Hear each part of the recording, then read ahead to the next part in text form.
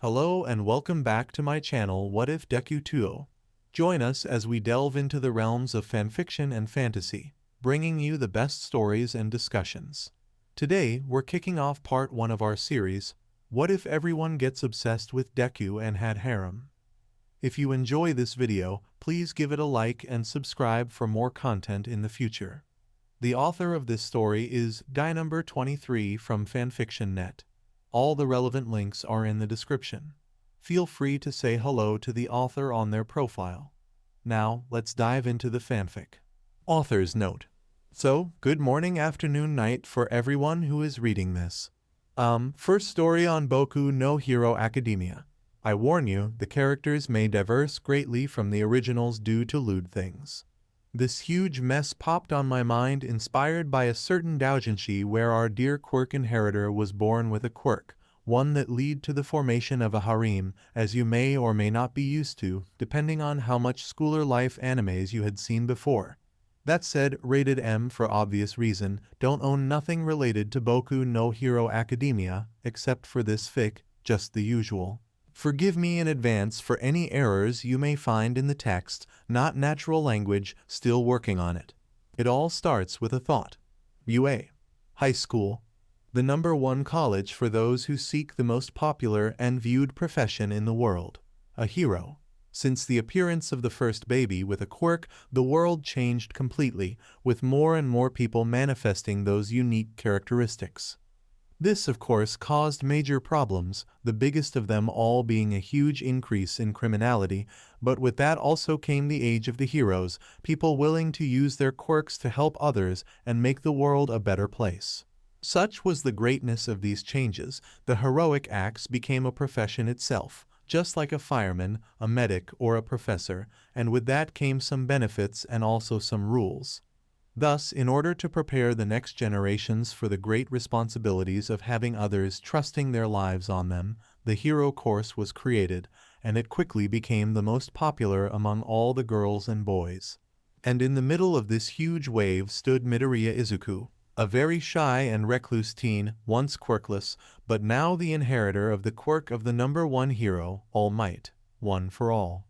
Due to his previous lack of quirk, Izuku never had many friends. In fact, his condition led to what one could call a miserable childhood, being constantly bullied by his friend, Bakugo Katsuki.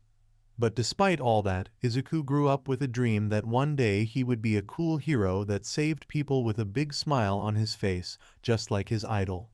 The first step was having a quirk check. Then enter in the best hero course, the one his idol and mentor went by check. Now he had to learn how to control his new power without breaking every bone on his body in progress. And due to the lack of social skills, he had to work on interacting with people in order to be a suitable successor of the symbol of peace, also in progress. Despite his introverted personality, his mumbling habits, and his probably, just a little bit exacerbated adoration for All Might, he was a kind boy with a heart of gold and a will strong as steel. You just had to give him some time and then he would show the best of him. Yes, Midoriya Izuku was without a shade of doubt someone you could count on, and Uraraka Ochako knew that pretty well.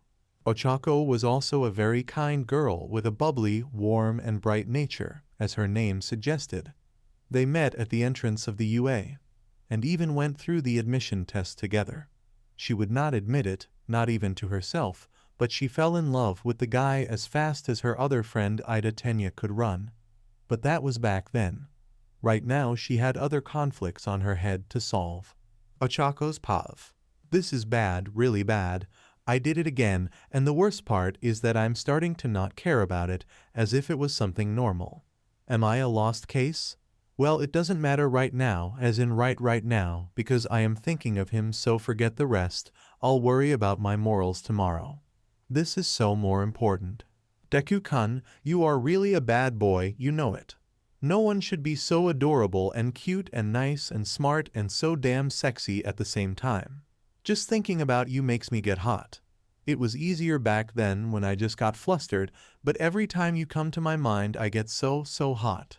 I can't resist the urge. Damn it, Deku-kun, you are making me a needy girl, you know it? Of course you don't, but that's my fault. You are such a pure person that you probably won't look at me another was beside a friend. But I want to be more to you, I need to be more to you. I need you so bad I think I'll go crazy at some point. Wow, toned down Ochako, he surely won't like a crazy and needy girl glued on him, right? But what if someone else catch his attention? Ugh, the simple thought of some random girl seducing my Deku-kun makes me want to puke. Oh my, am I turning into some kind of yandeer? Ah, Deku-kun, I need you so much, so much, and you don't even know it. I wish I could just go and tell you right away, but I can't. What if I say something wrong? And if you just say no? What if you end hating me? No, that can't happen. Deku-kun hating me. What would I do then? Ah, Deku-kun, you make me so wet. And, yes, she is doing what it seems she is doing. It was way past midnight, everyone was sleeping in the Heights Alliance, except for a certain Uraraka Ochako. In the darkness of her room, alone with a picture of Midoriya doing his workouts at the gym, the strange angle giving out that said person didn't exactly allow her to take this photo with her phone. Ochako stopped counting how many times she touched herself while thinking about her dear green-haired boy around the number 74, and ultimately she wasn't worrying much about it either. She had her mouth muffled by her pillow because her moaning could get her into an embarrassing situation with the other girls, one of the downsides of the dorm system. Seriously, sometimes she forgot to lock the door and one of them just had to enter almost without warning. Not that she spent all of her free time doing it, just and the times she started early. By so, she decided to always double-check the lock and start after midnight. This proved to be a difficult choice because Ochako wasn't getting any additional hours of sleep, but seeing Midoriya's face every day worked as a mental recharge. This night, thought, was totally different. On the classroom of yesterday, since his past midnight they went through a rescue training and she happened to be one of the victims. She was tied by hopes over a fake pit of acid, and the rope would be cut down in some minutes, the time the hero had to defeat the villain, save her, or do both if Hesh could. And Midoriya did it so perfectly, at least in her eyes. He was against Kirishima and Ida, not exactly the most perfect combination, but each one was pretty hard to deal with. But Midoriya, being Midoriya, used one of his best powers, his mind, to think of a plan to get through the barrier and save the hostage. At the end he used Kirishima as an unmoving object against Ida's unstoppable force, and the result was catastrophic for the redhead and the running teen. Using his full cowl he saved Ochako at the very last second, catching her mid-air bridal style after the rope was cut, a true hero save scene. And while in Midoriya's head he was freaking out about holding his not-so-secret crush like a bride, in Uraraka's head there was a whole list of what they would do and try at the night of their honeymoon. Heck, she had to hold herself in order to not wet her hero costume. And with that event in mind, Ochako could not wait to midnight to come. She had to release her tension, but due to what happened it didn't seem the same as usual. She came 4 times already and was still feeling hot. Hot? Was really it? Maybe it was frustration. Yeah, she was frustrated for a lot of reasons. For one, she didn't have the courage or the nerve to ask her crush out, not even to a simple outing between friends, let alone a date. Second, she noticed it before, but now it was clear to her that simple pictures of Midoriya would not satisfy her needs. The ones she had weren't erotic in the slightest. This one, where Midoriya had his arms exposed and a very small portion of his abs showing, was the closest thing she had. Third, and maybe most important, her imagination had a limit, a very high limit, but a limit nonetheless. The waves of pleasure coming from her inwards didn't have the same effect of the first times. She was very ashamed of herself for doing it, thinking about Midoriya above all things, but now it was just a good feeling. She fell on the routine, and to get out of it and release her tension, she would need to reach new levels, go beyond. But the question was how? How to get a closer feeling of her dear Deku-kun.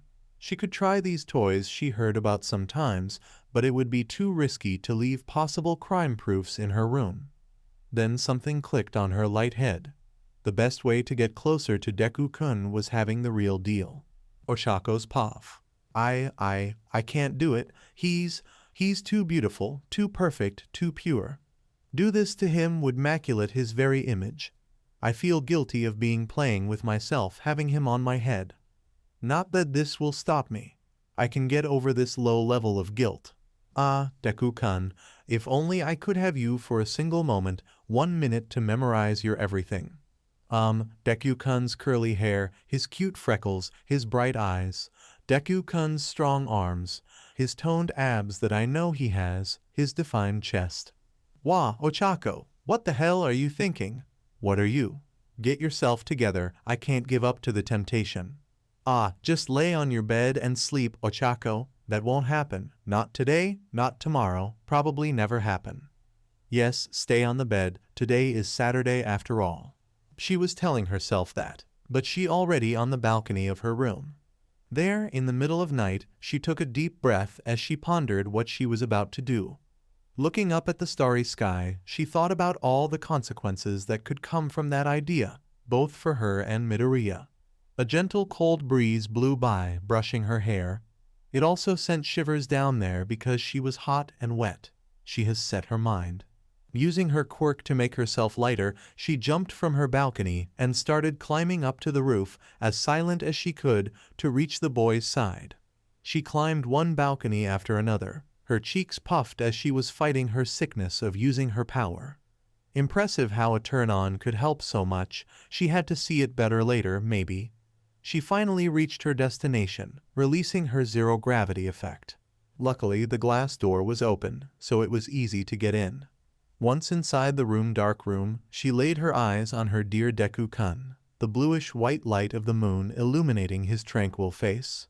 Ochako didn't know how much longer she had been staring at his sleepy form, but she shook her head and cleared her mind. This was the last time to consider things, there was no turning back after that. Her deep thought wandered to lewd things so quickly that all the restrictions she had put for herself went flying through the imaginary window. Hell, she was drooling a little. Ochako's puff. And, just to make things clear, in this part the normal text is one voice in Uraraka's head and the italic is another voice. Deku-kun is sleeping, I shouldn't do it. I feel like a sinner for disturbing his sleep. But when will I have such a good opportunity? But what will he think of me? What if he hates me? I just have to make sure he enjoys it so much he will ask for more.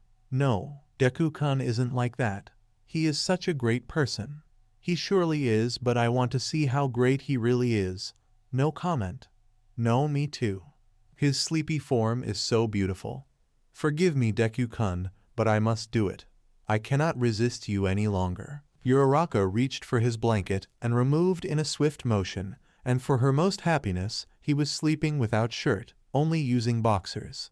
No lost opportunities, she took some good shots with her phone.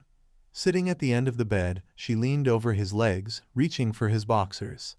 After that hard task, she allowed herself to appreciate her hard work, Deku-kun's exposed inner regions.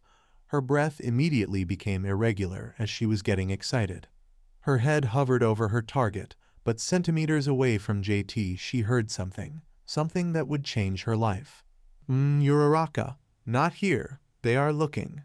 My name, he said my name, Deku-kun is dreaming with me.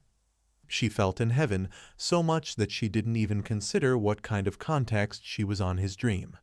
That aside, she became so aroused and love-blind that her mind focused on a single thing.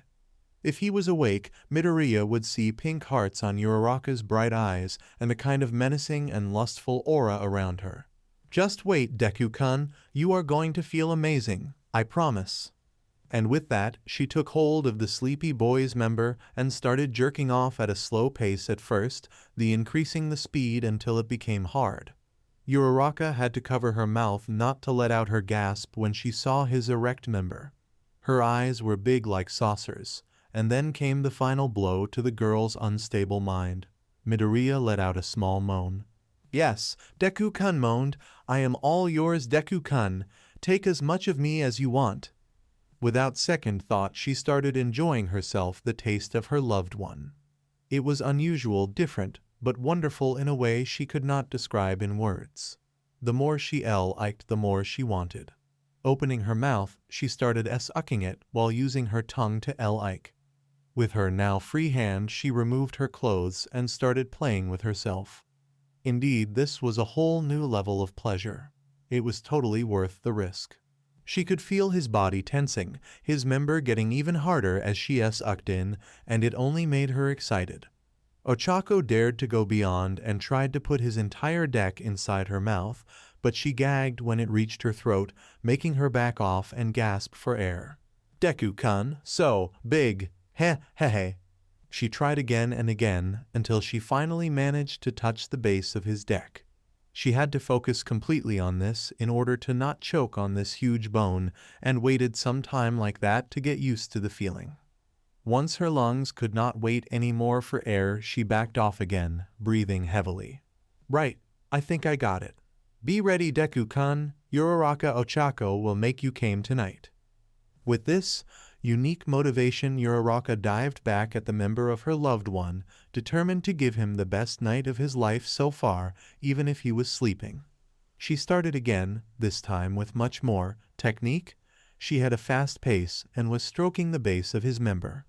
From time to time Midoriya would involuntarily let out a low moan, which only encouraged the brunette to keep going on. Uraraka herself was enjoying it so much she came by herself, but she kept going anyway. Then something got her attention. His body was becoming more stiff, which she supposed to be the signal that he was close. Perfect! A chance to taste Midoriya's juices. She sped up a bit and felt his member twitching inside her mouth. It was the time. She shoved as much of his member as she could inside her mouth with all her strength. Sparks started to form around the green-haired boy's body, and he squeezed his eyes shut, and then he came out. Now, Uraraka heard about those hentai animes where there was a massive jet of came all over the place, and she was smart enough to know it was impossible to happen, which was the main reason why she got so surprised the massive stream that exploded. It went straight to her, some going down right away and the rest filling her mouth. She had to back off, but not before making sure of having every drip of it. She finally made it and lifted her head, her cheeks full with cane while she took slow gulps of the thick liquid. With her mouth finally free, she allowed herself to gasp for air. Well, it doesn't taste so bad, she said in a low tone to herself. Huh? After hearing that, her whole body tensed. She slowly looked up and found Midoriya, half awake and looking at her with a puzzled face. She became like a statue. Maybe he could believe he was dreaming, right? But the progression from confusion to understanding and then panicking told her otherwise. Urara. SHHH. Uraraka quickly covered his mouth with her hand. Unfortunately or not, she used the hand that was down there inside her, so it was covered with, which only made the boy panic even more. Inside Midoriya's head was like a tornado. He was flustered that he had such a lewd dream with Uraraka, and then when he woke up he was without pants and with Uraraka herself on top of him in a very suspicious position. Could it be the attack of a villain?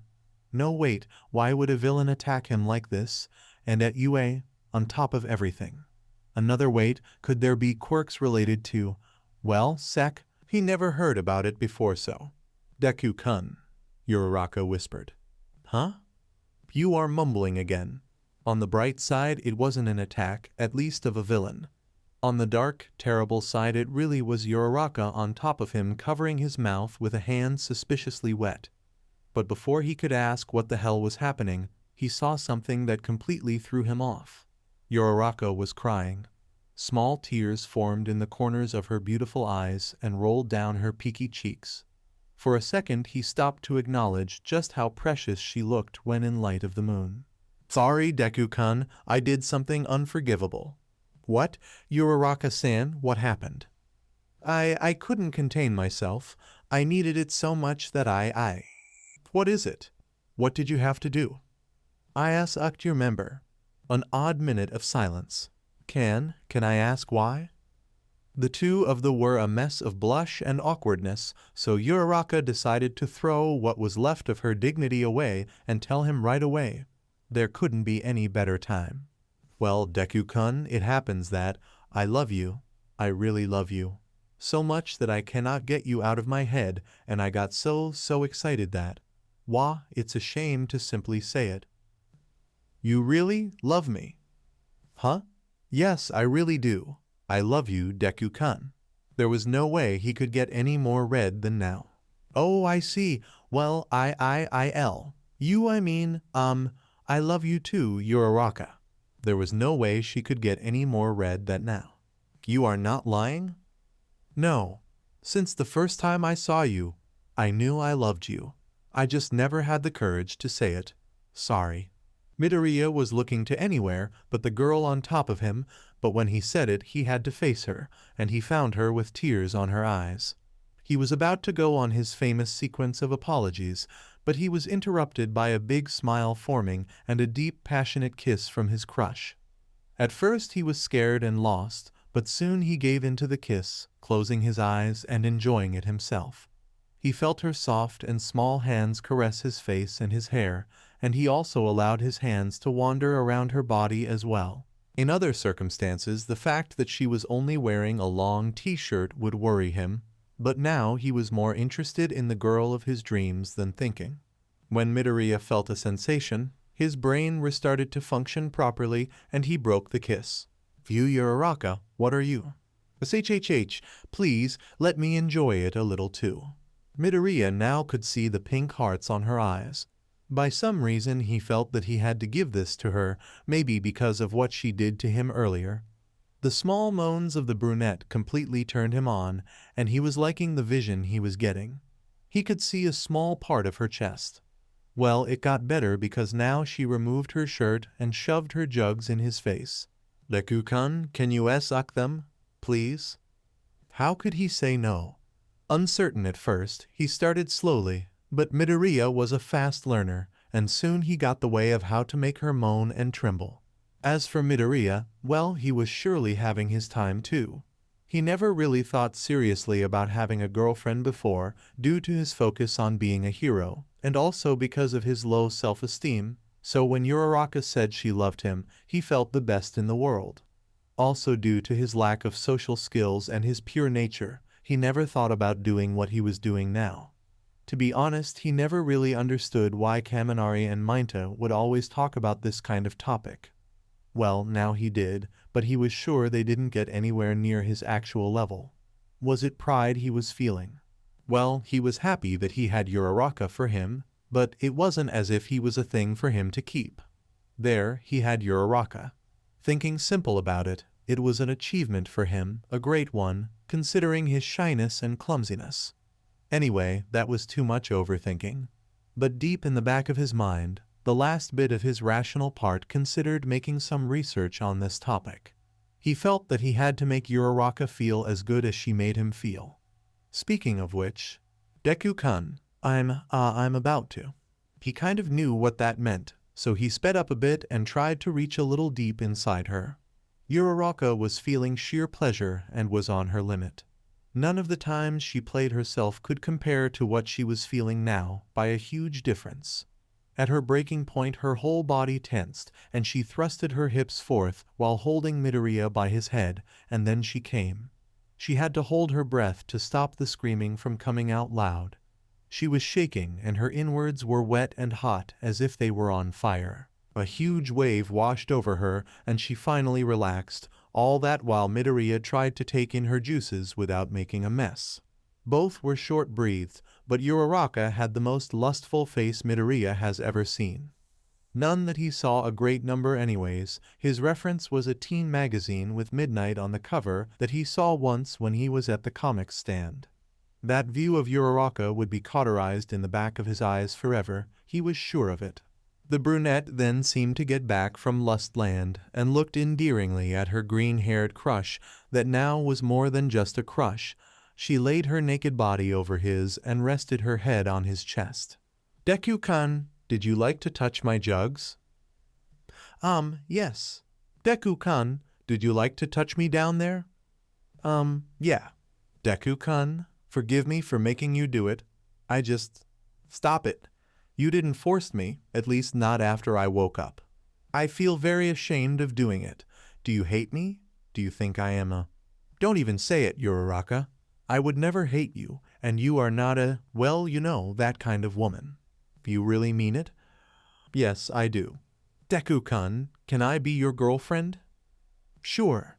Can I be your boyfriend? Absolutely. Can I call you by your first name? Oh, sure, but it is better not tell the other right away. They would make a lot of noise. In a good way, I guess. Yeah, I was also thinking of that. Ochako then locked her new boyfriend in another passionate kiss, the juices of each other mixing in a strange yet nice mess inside their mouths. You taste wonderful, Izuku. You too, oh Ochako. Another glimpse of the pink hearts. Was he seeing things? Well, anyway, with that, she playfully kissed his forehead and left the bed, picking up her shirt and moving to the balcony so she could go back to her room.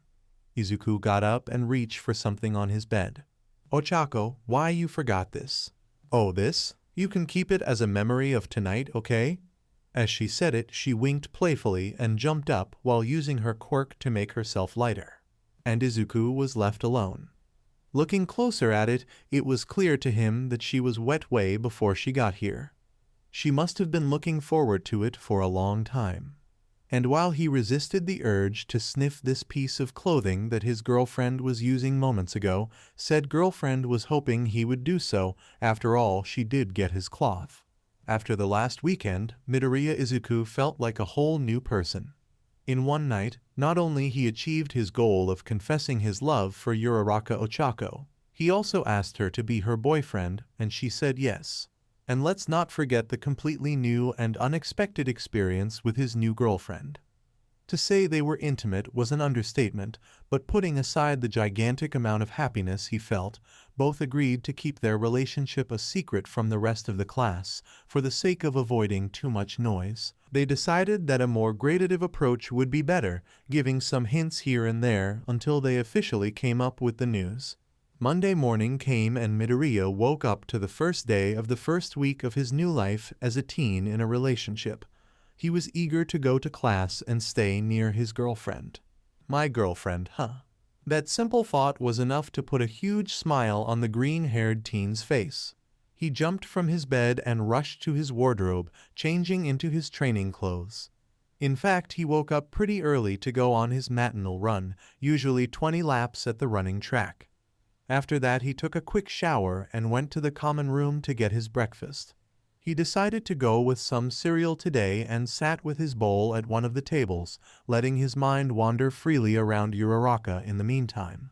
Such was his daydreaming that the boy failed to notice some of his friends talking with him and sitting beside him, Kirishima, Aoyama, and Ajiro, to be precise. Oi, Earth to Midoriya. Is someone there? Kirishima waved a hand in front of the distracted boy's face, bringing him back to the real world with a jump. Oh, Kirishima. Good morning. Morning, Midoriya. Man, you wake up pretty early. Do you even sleep? Ah, well, I'm kind of used to it. It's like an habit. Ah, you seemed very caught up on your thoughts. What did you have on your head, Manami? Aoyama, always twinkling, asked with his usual smile as they grabbed a toast and put on some butter. Midoriya had to stop his mouth from saying right away about Uraraka and him together. Nothing in particular. You guys also wake up early. I always woke up early because of the martial arts training, so it's pretty much the same as you. Having the right amount of sleep is pretty important if you want to shine all day. My old man always told me that a true man doesn't slack off. The small group kept talking about other topics and Midoriya was relieved he didn't have to get into that particular point again. Soon the rest of the crew joined them, and after breakfast they headed to the classroom.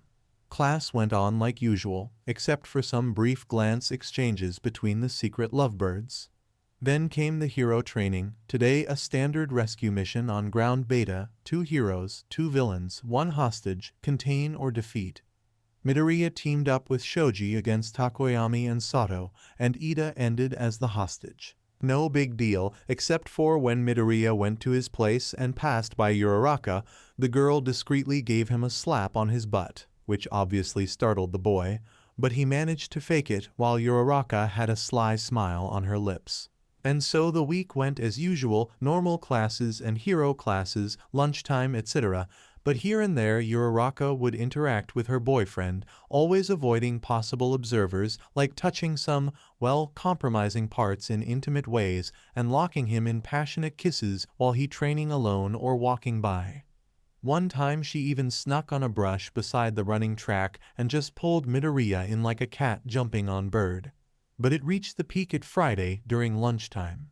Before he could get a seat with the crew at the tables, Uraraka dragged him out saying that she needed help with something. For their classmates, it wasn't more than the obvious crush they both had for each other, so they ignored it. It wasn't like they were dating, right? Yeah, keep thinking like that. Uraraka dragged Midoriya without saying another word until they reached the back of a gym, far from the other buildings and paths that students and teachers used and surrounded by some trees and bushes. There, alone with her man, Ochako didn't waste time in planting her lips on his, kissing the greenette fiercely and reaching inside his shirt to run her hands over his chest and abs. Izuku at first was startled by the sudden move, but soon he joined her into the kiss, also running his hands over her back and thighs, thought without the same amount of invasiveness. After 4 long minutes they finally broke up, gasping for air. Ochako leaned her head on his chest and held his clothes. Izuku was the first to talk. "You seem like you didn't saw me in the entire week." "What can I say? I didn't exactly see you." "Huh, what are you talking about?" He was interrupted by Ochako, and she quickly got on her knees and brought down his pants in a single move. "Whoa, Uraraka, hold on, we can't do this here," she answered him with a pout and puffy cheeks. "Deku-kun, I thought we were already on the first names." "Oh, sorry, it's still kinda weird, and we only do that when we are alone so. Which is why we should spend more time together." Well, the others could start to suspect. "Oh, I'm not talking about this way of spending time. Uraraka Ochako, someone could see us." "Don't worry, sweetie, I checked it the entire week. No one will get here, so it can be our secret place." "Okay, but don't you think it is too early to oh shit?" She didn't bother to listen the rest as she grabbed Izuku's member and started stroking it at a fast pace. She had a seductive smile on her lips and her eyelids half open while she looked up at the boy's red face. "You may be saying no, but down there you are screaming yes." "You know, I waited the entire week for this." Thought he wanted to deny it, Ochako was really good at what she was doing, considering that it was the second time she did it. He was sure it was her second. He believed in her. Anyway, he knew he was enjoying it more than he should, her head moving back and forth, the wet sounds that came from her mouth, the shivers that her moaning on his member sent to his spine, the soft touch of her hand on his skin, the feeling of her tongue rolling around, and the passionate look she had for him, her endearing eyes never leaving his, as if she constantly asked if he was liking what she was doing. No, more like is she was asking if she was doing it right. Due to the lack of experience, for Izuku it was beyond perfect, but that was the point. Should he really like it that much? Well, the answer was hard to find because each stroke dragged his mind to the brunette need in front of him, impeding his brain from working properly. So his focus changed completely to Ochako. What did he like on her? Well, she was really beautiful, happy, and positive about most everything. He liked how she always tried to cheer up everyone around her and how she cared for the feelings and well-being of her friends. He loved her bright brown eyes, even when they were filled with a menacing aura of determination. He loved her brown hair and how it framed her cute round cheeks. He loved how she looked on her hero suit, cute and beautiful at the same time, the curves of her hips and thighs, the moves that her jugs made when she was running, and now the newly discovered face she had whenever she was aroused. It was really hot. So much that Izuku could not hold much longer. "Oh, Ochako, I'm near to." "Go on." "What?"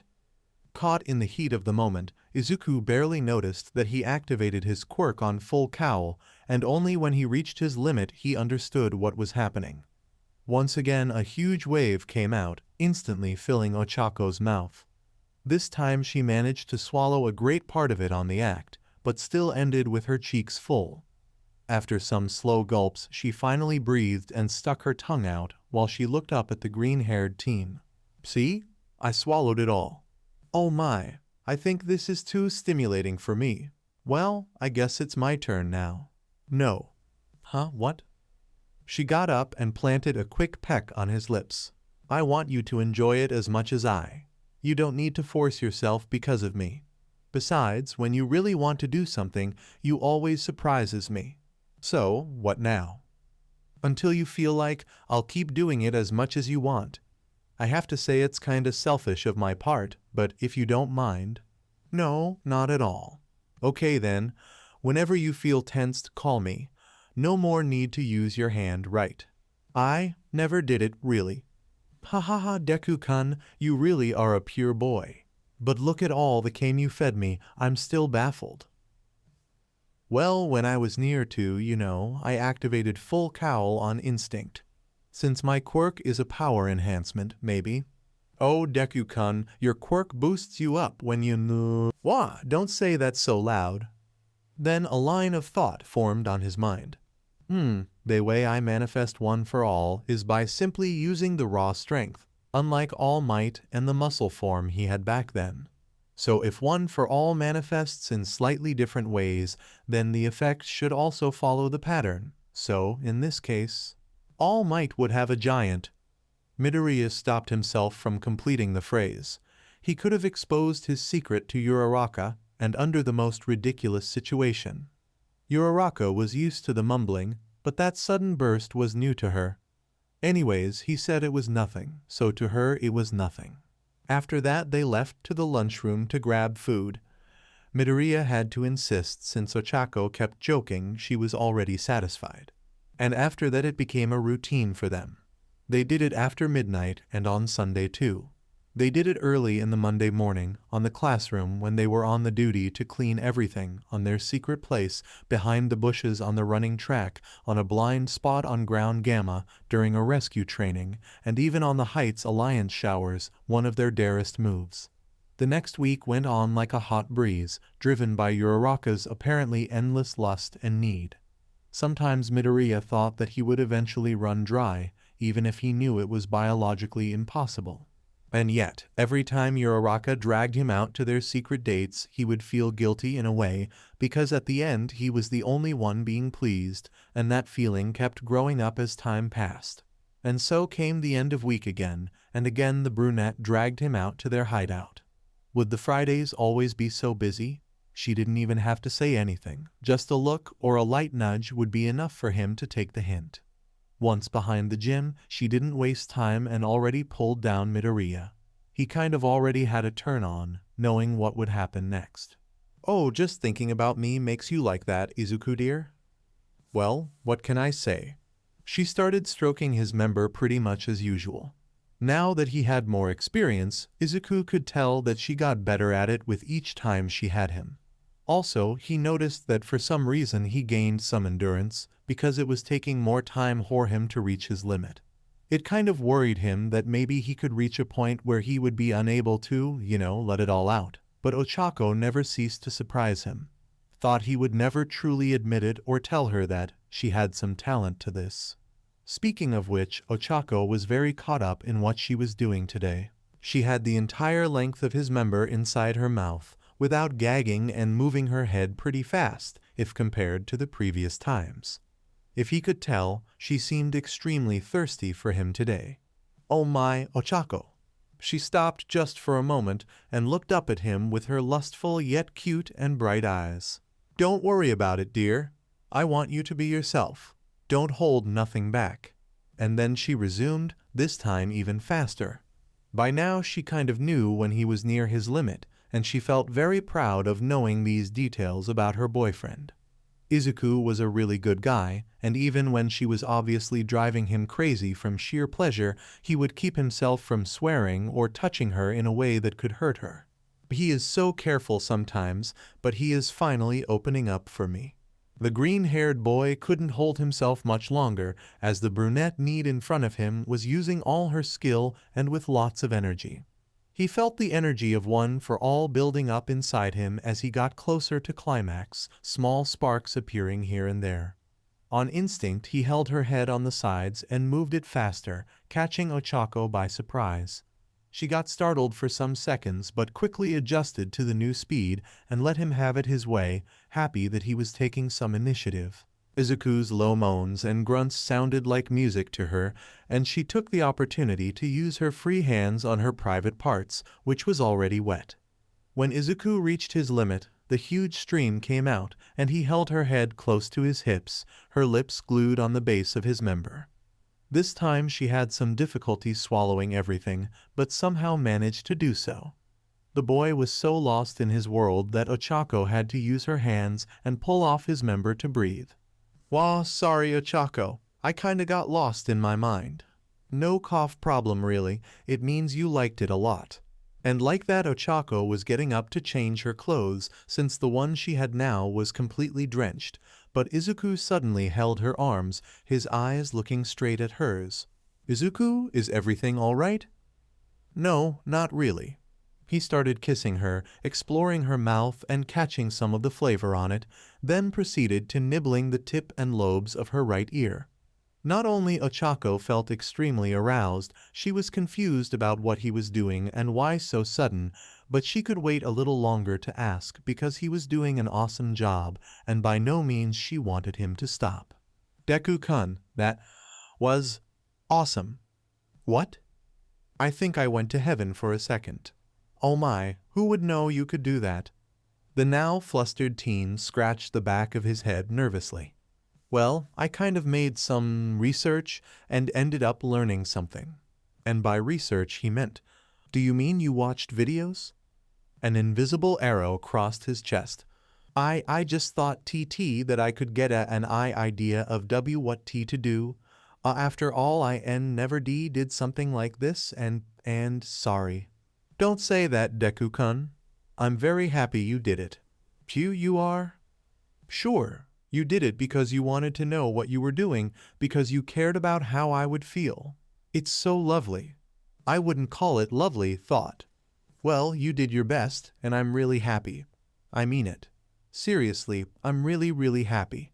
"But you don't mind about me seeing another girl?" "What? No. See? Even if you did, it isn't as if she was really there. This is the fun part about videos. Besides, I watched a couple of those too. I even found some doujinshis." "What? For real? How long have you been, attentive to me?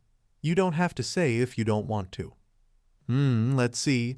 Your fight with Todoroki-kun was pretty flashy, but you were showing up a lot during the training camp. I was completely beaten at that time. Did you really pay attention to me in that way?"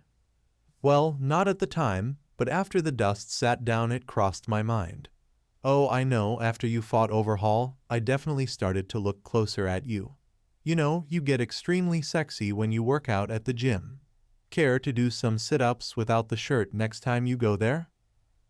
Sure, but I have to ask, did you pass by the stalker phase?" Her eyes diverted from him for a second, finding the leaves of the tree nearby a lot interesting. She gave up with a sigh and lowered her head a bit, even getting a light tinge of red on her face. "Well, yes, I wasn't very secure of myself back then. You know, the competition is kinda hard." "Huh? What competition?" Midoriya asked as they finally got up and started to clean up the mess and themselves. "For starts, I'm not the tallest of the girls in class. And well," she kind of muttered the next part. "My jugs aren't that big, and I think I could lose some numbers on my waist. And I'm not the brightest mind in the class, and all that without counting the other classes. Okay, that's enough." "What?" She looked up at Midoriya, who had his eyes closed as if he was thinking of something. Then he turned around and looked her straight in her eyes, holding her shoulders gently. "I don't think I should say it because it's like a fact, but I guess you have hear it. Ochako, you are perfect. I didn't really care much about your looks when I first fell for you. And if you don't know yet, I find you to be really sexy, and I can't believe I said that out loud." While Midoriya entered in a spiral of anxiety, Uraraka let his words sink for a moment. So he didn't care that much about her looks. Sure, he made it clear that he found her very attractive, but what counted was the interior. Maybe he's saying I'm really good at sec? Well, I'm sure he thinks that, but that would be too much for Deku-kun, even internally. Is that so? Midoriya broke from his nerve wreck and focused back on Uraraka, who lifted her head again with the brightest of the smiles.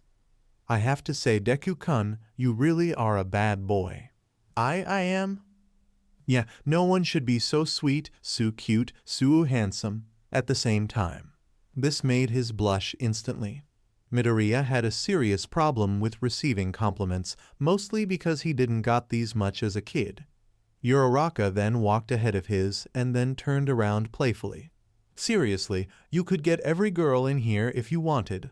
She pouted as if she was mad, and Midoriya couldn't help but find her puffed cheeks completely adorable. Well, I don't think I need to, right? He said as he walked up to her side. I don't know, maybe you are too much for me alone? Nah, I'm keeping you for myself as long as I can. She jumped up and wrapped her arms around his neck. They were still far from the main building, so there was no one near to see them. As long as you can? Don't you mean forever? Midoriya said, failing to completely hide the nervousness in his voice. I'm not dumb, Deku-kun. Someday you can get enough of me, and then maybe look for someone else. That's why I want to make the best of every moment I got with you. No regrets, right? This time Midoriya hugged Uraraka by her waist, pulling her closer to him.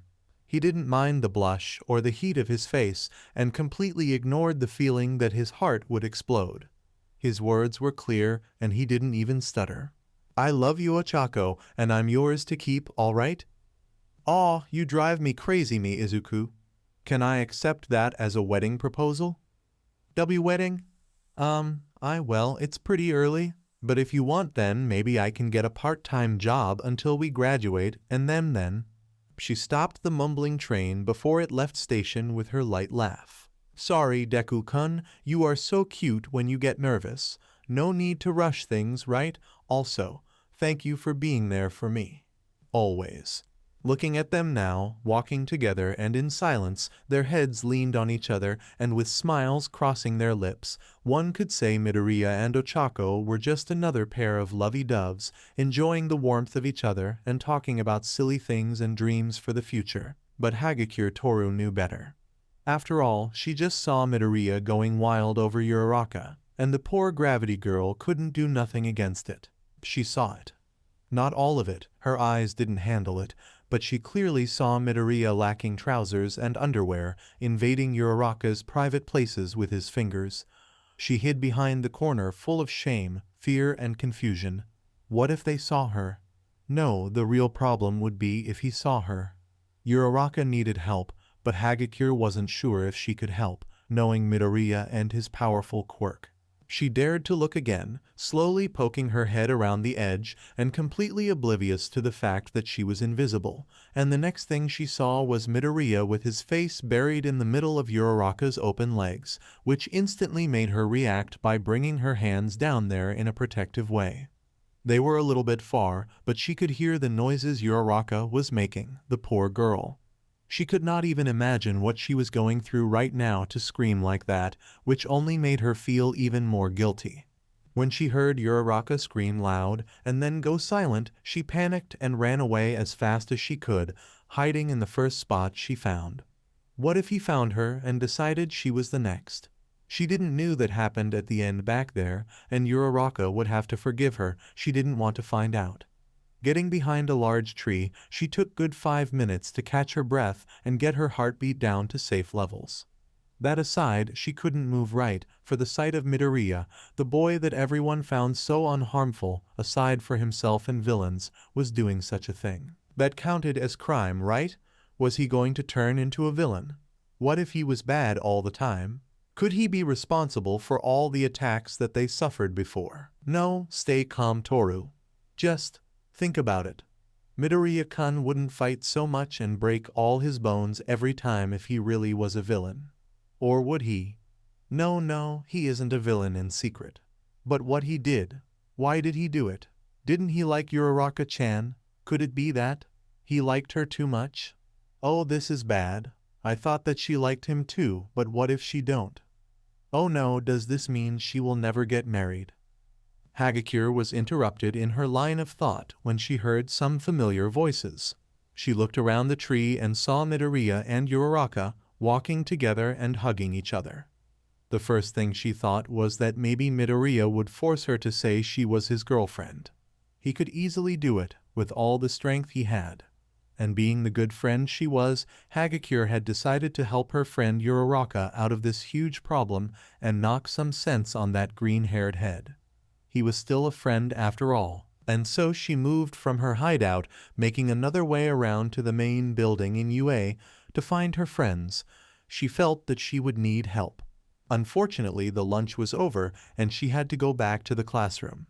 There she couldn't focus on whatever Aizawa-sensei was talking, her eyes darting from Uraraka to Midoriya, then to the clock and back to Uraraka. One of the advantages of being invisible was that when you weren't paying attention to something in specific, no one noticed. But after all that time teaching the one a class, Aizawa mastered the ability to detect such deviations of attention, like a spider sense or something like that. And the solution comes in this way: Hagakure. Hagakure. Oh here. The answer. 13. Well, I doubt that the first emperor of the Tokugawa won his first battle at that age.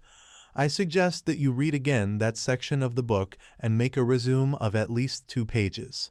Okay, no one noticed, but she lowered her head. And try to pay attention on the lesson. Okay. Now they noticed because her head was on the desk. After that went the hero training, and in the way to change into their training clothes, none other than Midoriya walked up to Hagakure.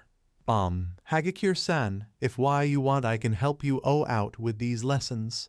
Don't worry, I can handle it. Really? I don't mind. But I do. I feel like I have to do it myself. Besides, I'm sure you are pretty busy with your training. Yeah. That is true, but I could skip one day to... Oh, please don't. I'd hate to get in your way. To training, that is. I should go by. And just like that she darted to the girls' locker room, leaving a confused and embarrassed Midoriya behind. Did I said something wrong? Don't worry, Midoriya-kun, I'm sure she means it when she says she needs to do it herself. As heroes in training, we all should do our best to overcome our difficulties, Ida said proudly as he comforted his shorter friend with a hand on his shoulder. I guess so. And by the work of destiny, the hero training ended up being a game of tag, but in teams of 2, one tied to another. The objective was to steal the headband of the opposing team, similar to the chivalry battle. And of course Hagakure would end up facing Midoriya. Why not? Her partner was Kirishima, and he was as hyped as usual.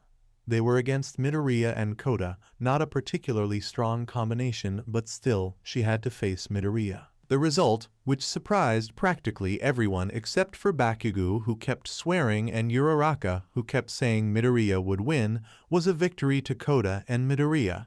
It all ended with one attack, after lots of talking, that is, knowing that Kirishima wouldn't leave any openings and that Kota wasn't exactly the most outgoing person, even compared to him, the Greenette formed a plan and then proceeded to convince Kota in helping. Using his quirk, the shy boy called a group of crows, which swarmed around the hardened quirk user and invisible girl, distracting him. With that opening, Midoriya used full cowl and launched them at their target. Being the stubborn guy he was, Kirishima held Midoriya in place, managing to keep both him and Kota away from Hagakure, who had the headband, but the invisible girl panicked when Midoriya tried to reach for it while Kirishima held him down. She rolled up the redhead's back and entered on the range of Kota, who easily stole the headband, much for his and Hagakure's relief. After the match, everyone got around Kota, making the poor boy a pile of nerves while Kirishima complained with himself about this lose not being very manly. As for Hagakure, well, she got as much distance as she could from the quirk inheritor. Class was over, and as soon as everyone got out of the shower, the invisible girl ran from her room to Yaoyorozu's room, where the other girls would make a study group. Hagakure just bust the door open, closing it quickly after her and startling her friends in the meantime, but the bigger shock would come now. Girls, Midoriya was between Uraraka's legs. Todoroki wasn't nowhere close to them, but the room instantly froze. It took Hagakure a moment to realize that Uraraka herself was also invited to the group, so maybe, just maybe, that wasn't the best way to give the news. Lucky enough, she didn't see the brunette here, so she was safe. As for the others. He what? I said that Midoriya got. Don't repeat that, please. Gyro was the first to manifest. Hagakure-san, gossiping is a very bad habit, you know, even more with this kind of topic. Yayurazu, still shocked from the sudden information, couldn't help but act as the more mature in the room. Ashido on the other side. Oh my girl, where did you hear that? Here, girl, I saw it with my eyes. The memory of the event made her shudder. Ribbit. As shocking as it sounds, I really doubt that Midoriya would do something like that. I agree. Those two are falling for each other since the start of the year, and we didn't see them getting slightly closer. I'd even say it is impossible for them before we graduate, Gyro said. They all kind of agreed with it, but that didn't remove the blush on everyone's faces. The simple suggestion of them maybe doing something like that, well, the girls had a little bit of imagination, right? Toru, what do you mean exactly by between her legs? For once Mina was feeling very uncomfortable and embarrassed. Exactly what it seems. Can you please talk louder? Oh, sorry, Momo-chan. By the way, shouldn't Uraraka be here too? She said she had something to do and would come another day, Ribbit. That made their minds trail back to that thought again, but they quickly banished the mental image. Well, as I said before, I mean exactly what I say. And, how did you find that out, Toru? Mina was so embarrassed she was even looking kinda downwards and pushing her index fingers together. Well, remember when we were talking about how these two always seem to vanish at the same time? So I got out and saw them walking away to somewhere, and I followed because I got curious. At some point I lost them and just wandered around, but then I heard some noise coming from behind one of the gyms, and I came to see what it was. I thought it was a cat, but I ended up seeing Midoriya putting his fingers on Uraraka's. Ah, stop! Too much details. Gyro even covered her ears. Hagakure-san, this is a very serious situation. It could get you in a lot of trouble if it came to their knowing, or of the teachers, that you are telling this story around. But Momo-chan, I saw it, I swear. As much as I'd like to see Ochako-chan being bold enough to confess to him, Ribbit, this is way over the limit. Aw, come on girls. Mina, back me up here. Sorry Toru, but it is really hard to believe that Midoriya the nerve wreck would make a move like that. But I've really seen it. Midoriya with his face buried in Uraraka's.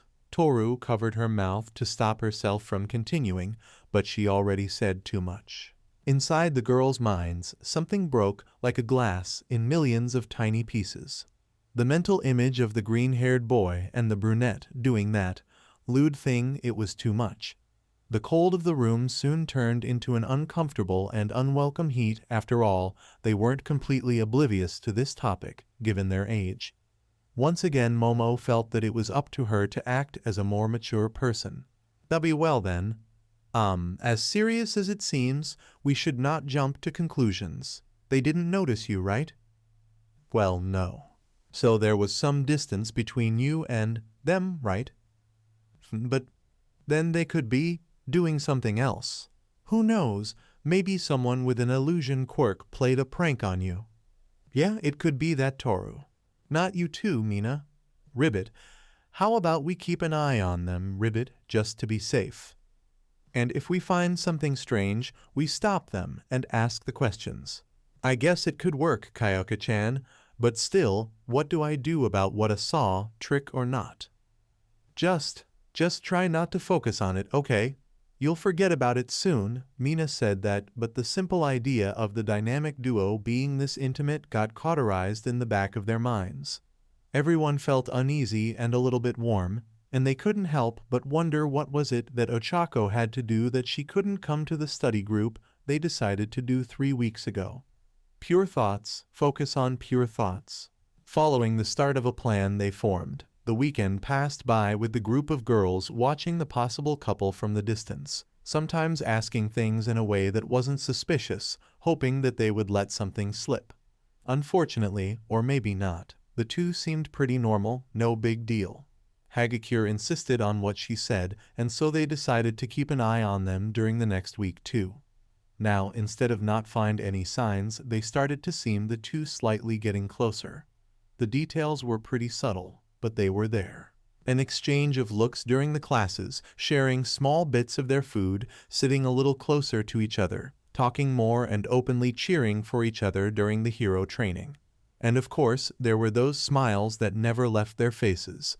If it wasn't for the actual situation, they would be very happy that Uraraka and Midoriya finally noticed the mutual feelings.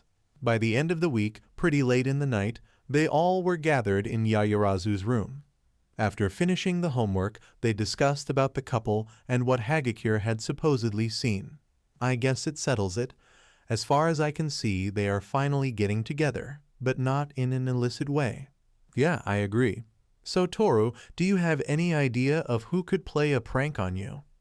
Mina, Momo-chan, I know what I've seen. Even if it was the case, it's your word against theirs, Ribbit. We didn't find any proof of it, Ribbit. Just try to forget it, Hagakure-chan. You just say that because you didn't see it with your own eyes, Kyoka-chan. I feel like it got marked by fire in the back of my mind. If it is the effect of a quirk, we could find the user and ask him to undo it. Good idea. Oh, I bet Midoriya could help out. No, please don't. Geez, Toru, relax. I know you have been kind of on the edge, but come on, we are talking about Midoriya here. Hagakure let her head fall and let out a sigh. She was tired, mostly because she didn't have a lot of quality sleep during last week. We should get ready to bed. We have a special class tomorrow. Don't remind me of that. Who had the idea of having a class on Saturday? At least it will be a hero training, Ribbit. Well, whatever. Night, girls. Everyone dismissed and left to their own rooms, soon falling on the beds, but Hagakure didn't feel like sleeping. She removed her blankets and walked to the balcony, opening the glass door and leaning on the short wall as she let the cold breeze brush her hair. The night sky was full of stars today, without clouds, and the moon was full and with a bluish glow. She kind of lost the track of time looking up at the sky. Her mind wandered, so she didn't have to think about that other topic. But then something in the corner of her eye caught her attention. A figure, illuminated by the moonlight, climbing the wall of the building, jumping to the balcony of the 5th floor, and then to the roof. She looked closer, trying to figure out what or who was it. It came from, let's see, the 4th floor. I am on the 3rd floor with Kyoka-chan. Mina's room is the one above mine. And on the 5th floor there's Momo-chan and Su-chan, so that is Ochako's room. And then that dreaded image came to her mind. Oh no, she wasn't going to his room, right? Would she confront him to let her go? But what if he caught her again? The invisible girl then rushed out of her room, going from room to room and waking up the other girls. Toru, it's 2 in the morning. Mina, hurry up. Ochako-chan may be in trouble. What? I saw someone climbing up the building, and I think it came from her room, so I... Oh my gosh, could it be a villain attack? No, I don't think. You wake up the boys, I'll get the girls. Meet me at Ochako's room. Wait, I don't think that, and she's gone. After 5 desperate minutes, all the girls were in front of Uraraka's room and found Toru, and only Toru, waiting at the door. Toru, what happened? The boys didn't wake up. What? No, I didn't call them. If you had listened to me, you would know what this is about. And still sleepy Yayurazu stepped in and spoke. Then what is the reason for all this noise? Yawn. I think that Ochako-chan went to Midoriya's room to face him. I guess he forced her to do it, maybe. Hagakure-san. Wait, look at it. Hagakure opened the door and showed them the room completely empty. Now, I bet that she's at Midoriya's room. Will you go with me? The girls looked at each other. Now their suspicions were up. Well, checking wouldn't harm, right? They went to the boys' side of the dorm and quietly walked by the corridor, reaching for Midoriya's room. They hesitated for a bit, looking at each other. They even whispered, afraid to wake up someone. What will we say if he wakes up? Ribbit. We could say we saw something outside and thought it could be a villain. Well, what are we waiting for then? Toru, open it. What? Why me? Well, this was kind of your idea. Kyoka-chan, that's not fair. Okay, let me do it. I can deal with Midoriya later. Taking the lead, Momo-chan? Ribbit? Someone has to. The sooner we do it. Yaoyorozu turned the knob. I was locked. She looked behind her, and all the others had those expectant looks, waiting for her to act. She sighed and waved her head as she created a small lockpick. The others took a mental note to talk about Yaoyorozu's hidden ability later. The lock clicked, and she turned the knob again, opening the door oh so slowly so it wouldn't make noise. The room was slightly less dark than the corridor because of the moonlight shining through the glass door, which was open, letting the cold breeze enter a little bit. They entered almost together, one glued on the other, their eyes getting used to the darkness, and then, when they looked to the side, most specifically to Midoriya's bed, they saw Uraraka and Midoriya, the former currently with her head lowered between the latter's legs and with her mouth busy. Only because Mina knocked her foot on the desk and made a noise that the couple noticed the guests. Time has stopped. Midoriya and Uraraka slowly, really slowly, turned their heads to the side, finding a bunch spectators while they were on their activities. Uraraka never let go of his deck. As for the girls standing up, they had to take a whole minute to process what was happening in front of them, due to the shock of the scene itself, and because now they knew how Hagakure felt. The image got cauterized on their minds, and they wouldn't get rid of it for a very long time. Midoriya. Yaoyorozu, Hagakure, and Ishido shouted, but covered their mouths almost instantly because they would wake up everyone in the dorms.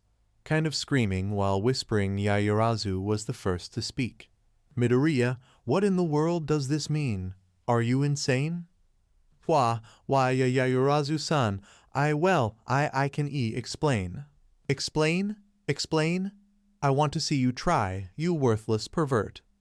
Uraraka finally got up, recovered from her own shock, and was quick to try and help her Deku-kun.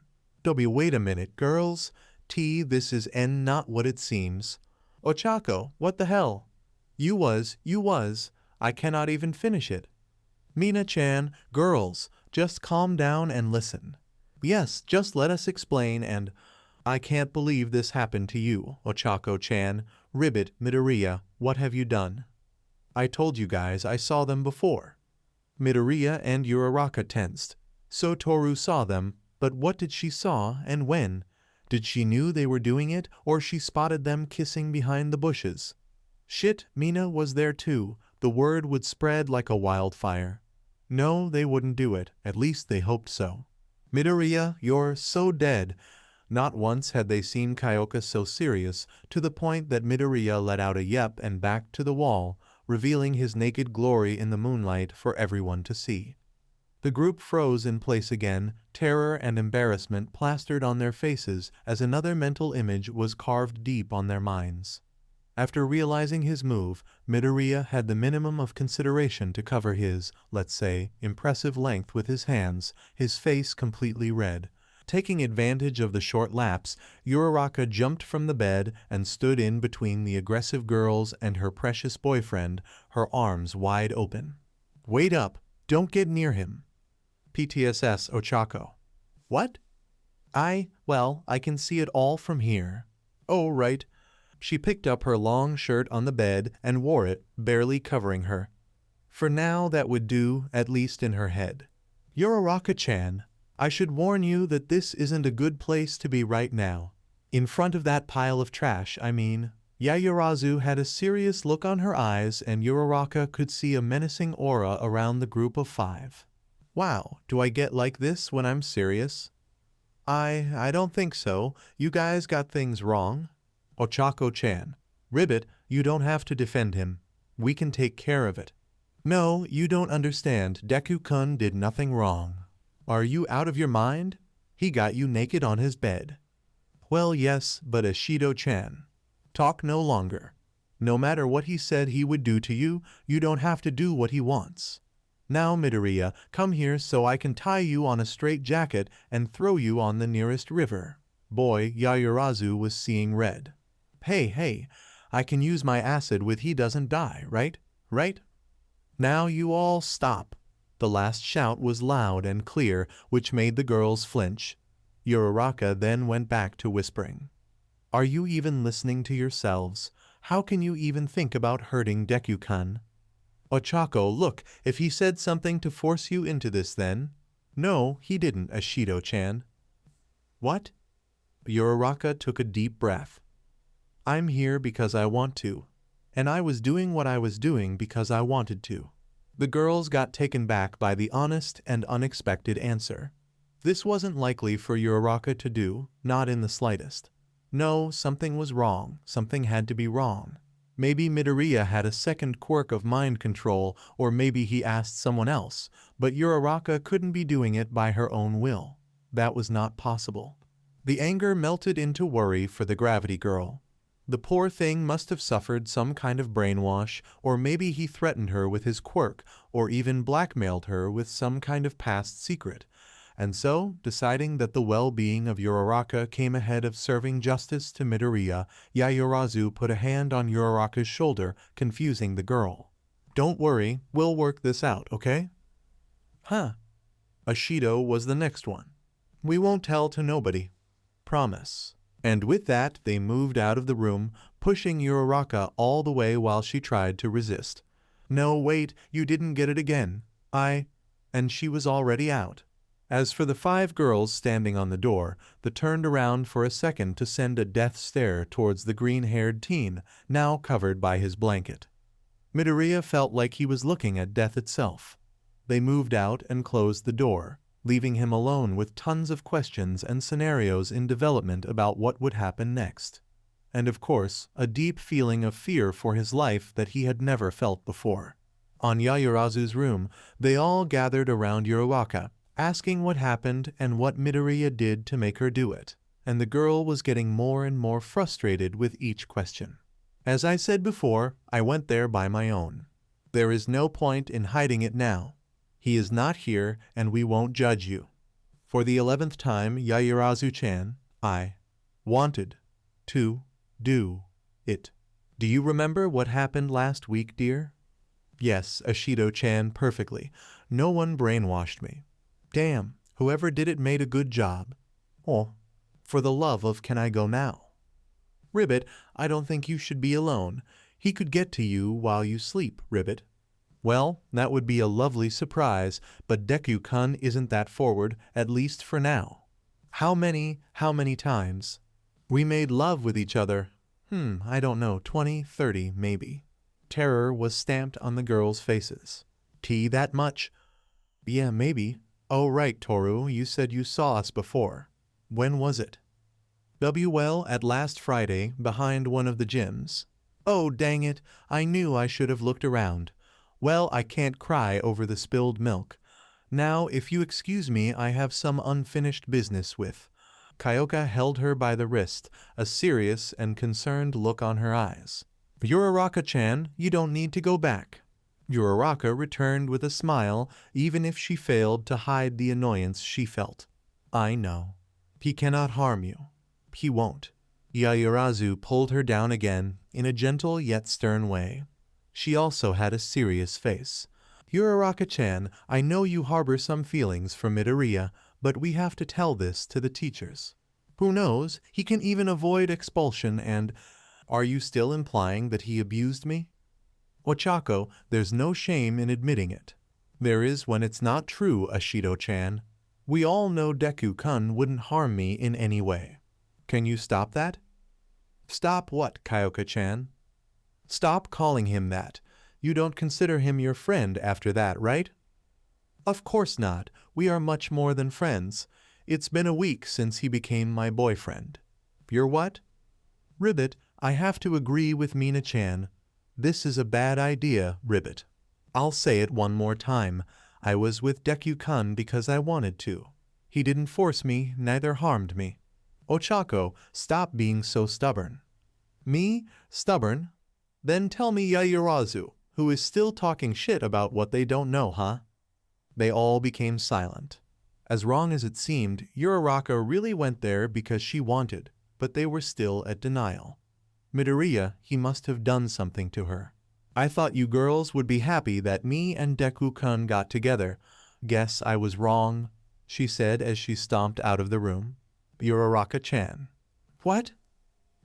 You are not using any panties. I know. And then she left to her room, falling on her bed and burying her face into her pillow. Deku-kun would have to forgive her, but she wasn't in the mood, for once in almost a month.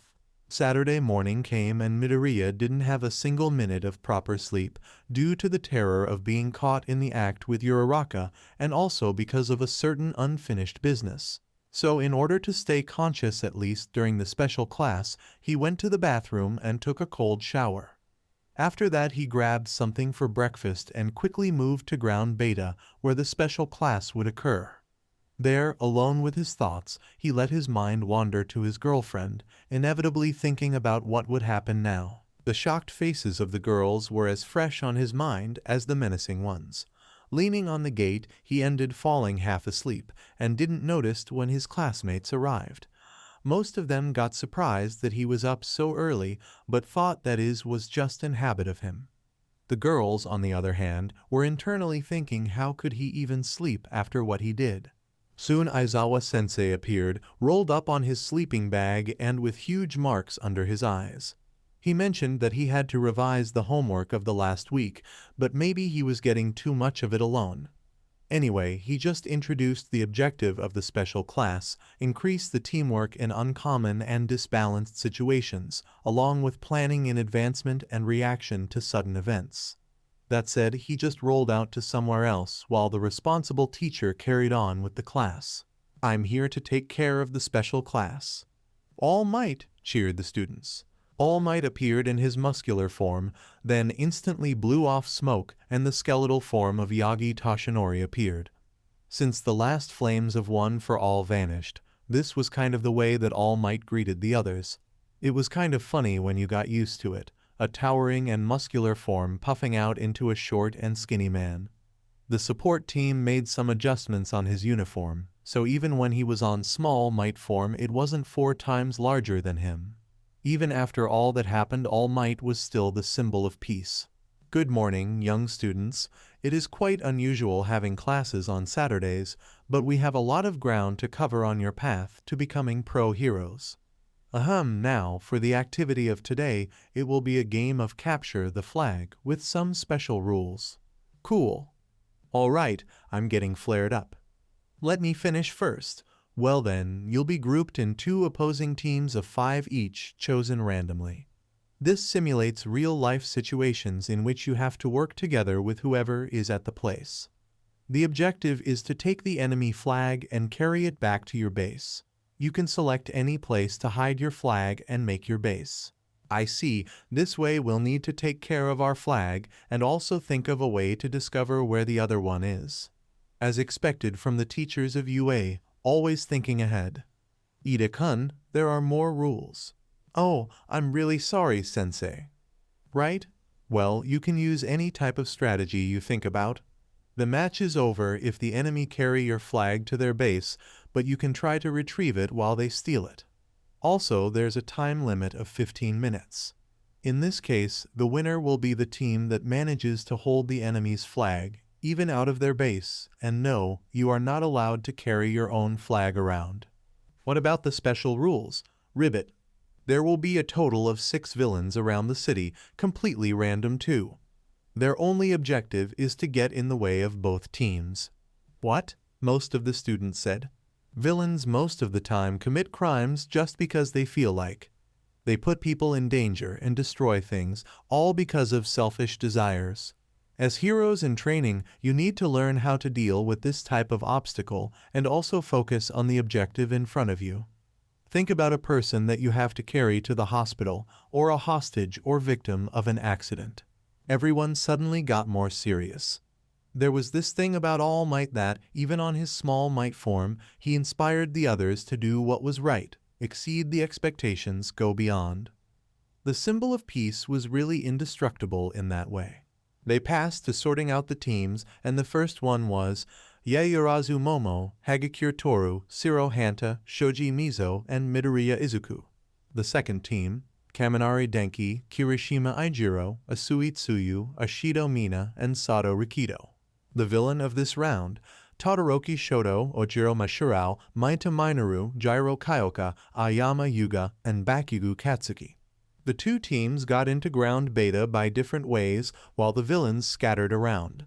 The remaining students and All Might went to the monitoring room. Turning on the speakers, he said, "You have 15 minutes. Game start." The horn soared, and immediately the teams started to make their moves. Team A. As soon as they found a good place to hide their flag, Midoriya started to form a plan. Considering his team members, it would be the best to leave Hagakure and Shoji at the base. Shoji could detect the enemy easily, and Hagakure's stealth nature would work better at the defense since she didn't have much physical capacity. As for him and Shiro, they would act as a first offensive line, taking advantage of the mobility the Tape Hero and him on Full Cowl had. But the main force would be Yaoyorozu.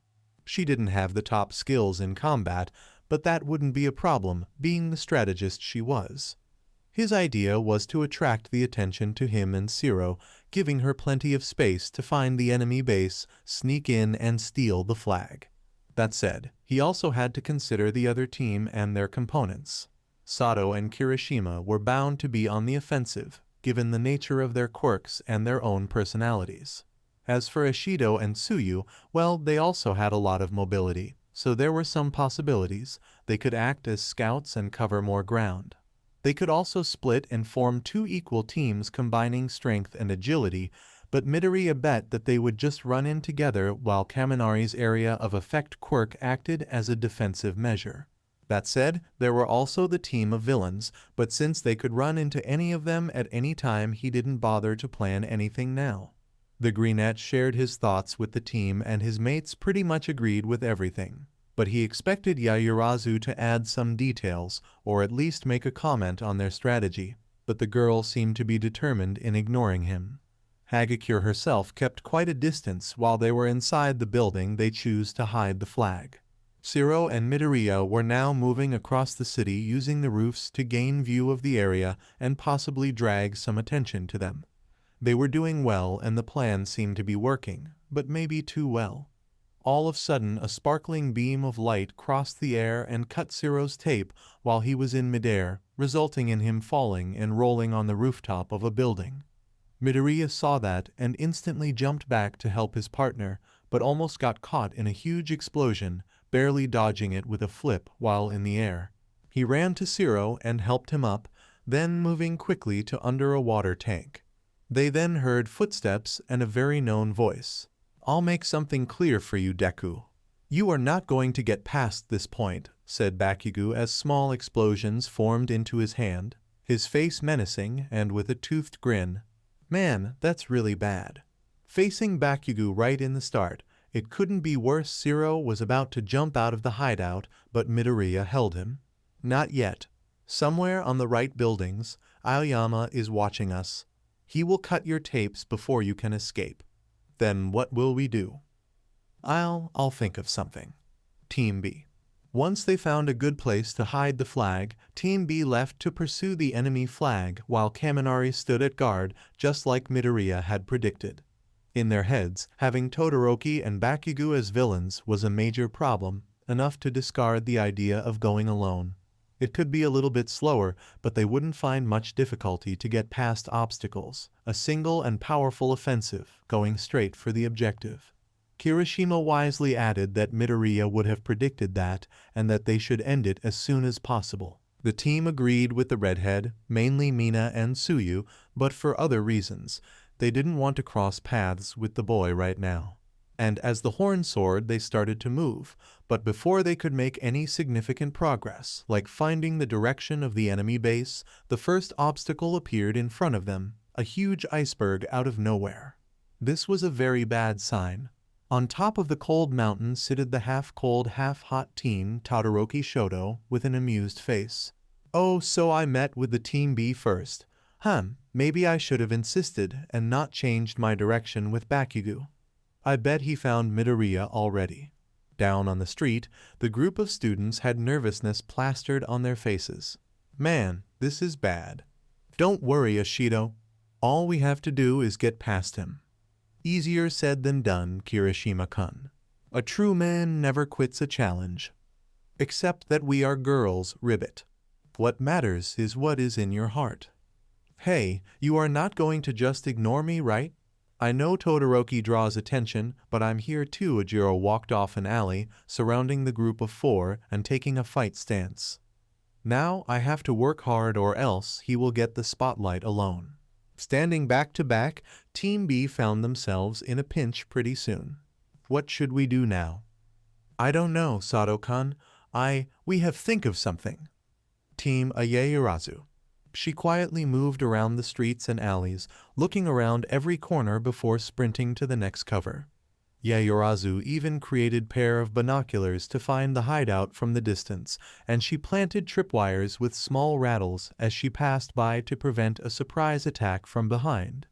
As much as she hated to admit it right now, Midoriya was very ingenious when it came to analyzing the present situation and planning in advance. It didn't pass 2 minutes, and she heard a loud explosion far away, coming from the direction the boys went to. In sequence, she saw with the binoculars a huge iceberg forming. Now she had a lead to the enemy base, but going straight to that way would be counterproductive, as there was a great chance of running into more villains or Team B. With that in mind, Yaoyorozu decided to make a small detour, but now she could move faster since she knew where she had to go. Sprinting across the street, she reached a large garage and entered it. Crossing it would be enough to avoid everyone and in a short time. The place was very dark and had lots of crates everywhere like a maze. She created a small candle since it was easier than an electric lantern and walked in the maze until she felt something attached to her ankle. Bringing the candle near it, her pupils shrunk as she realized what it was. A small purple sphere glued to her, and she knew pretty well where it came from, worse, from who it came from. And just like that she heard an ominous laugh echo in the place.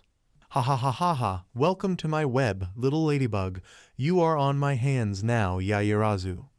Minta, I should be worried, but I don't think I really should. Hey, I can hear you, you know. I can hear you too, you purple idiot. Gyro-san, she is here too. Why would she team up with Minta of all options? Shut up, forever flat, I'm talking to Yaoyorozu. What? Yaoyorozu-san is here? That little prick blew up my cover. Yaoyorozu-chan, don't move around. The grapehead covered the place with his purple thingies.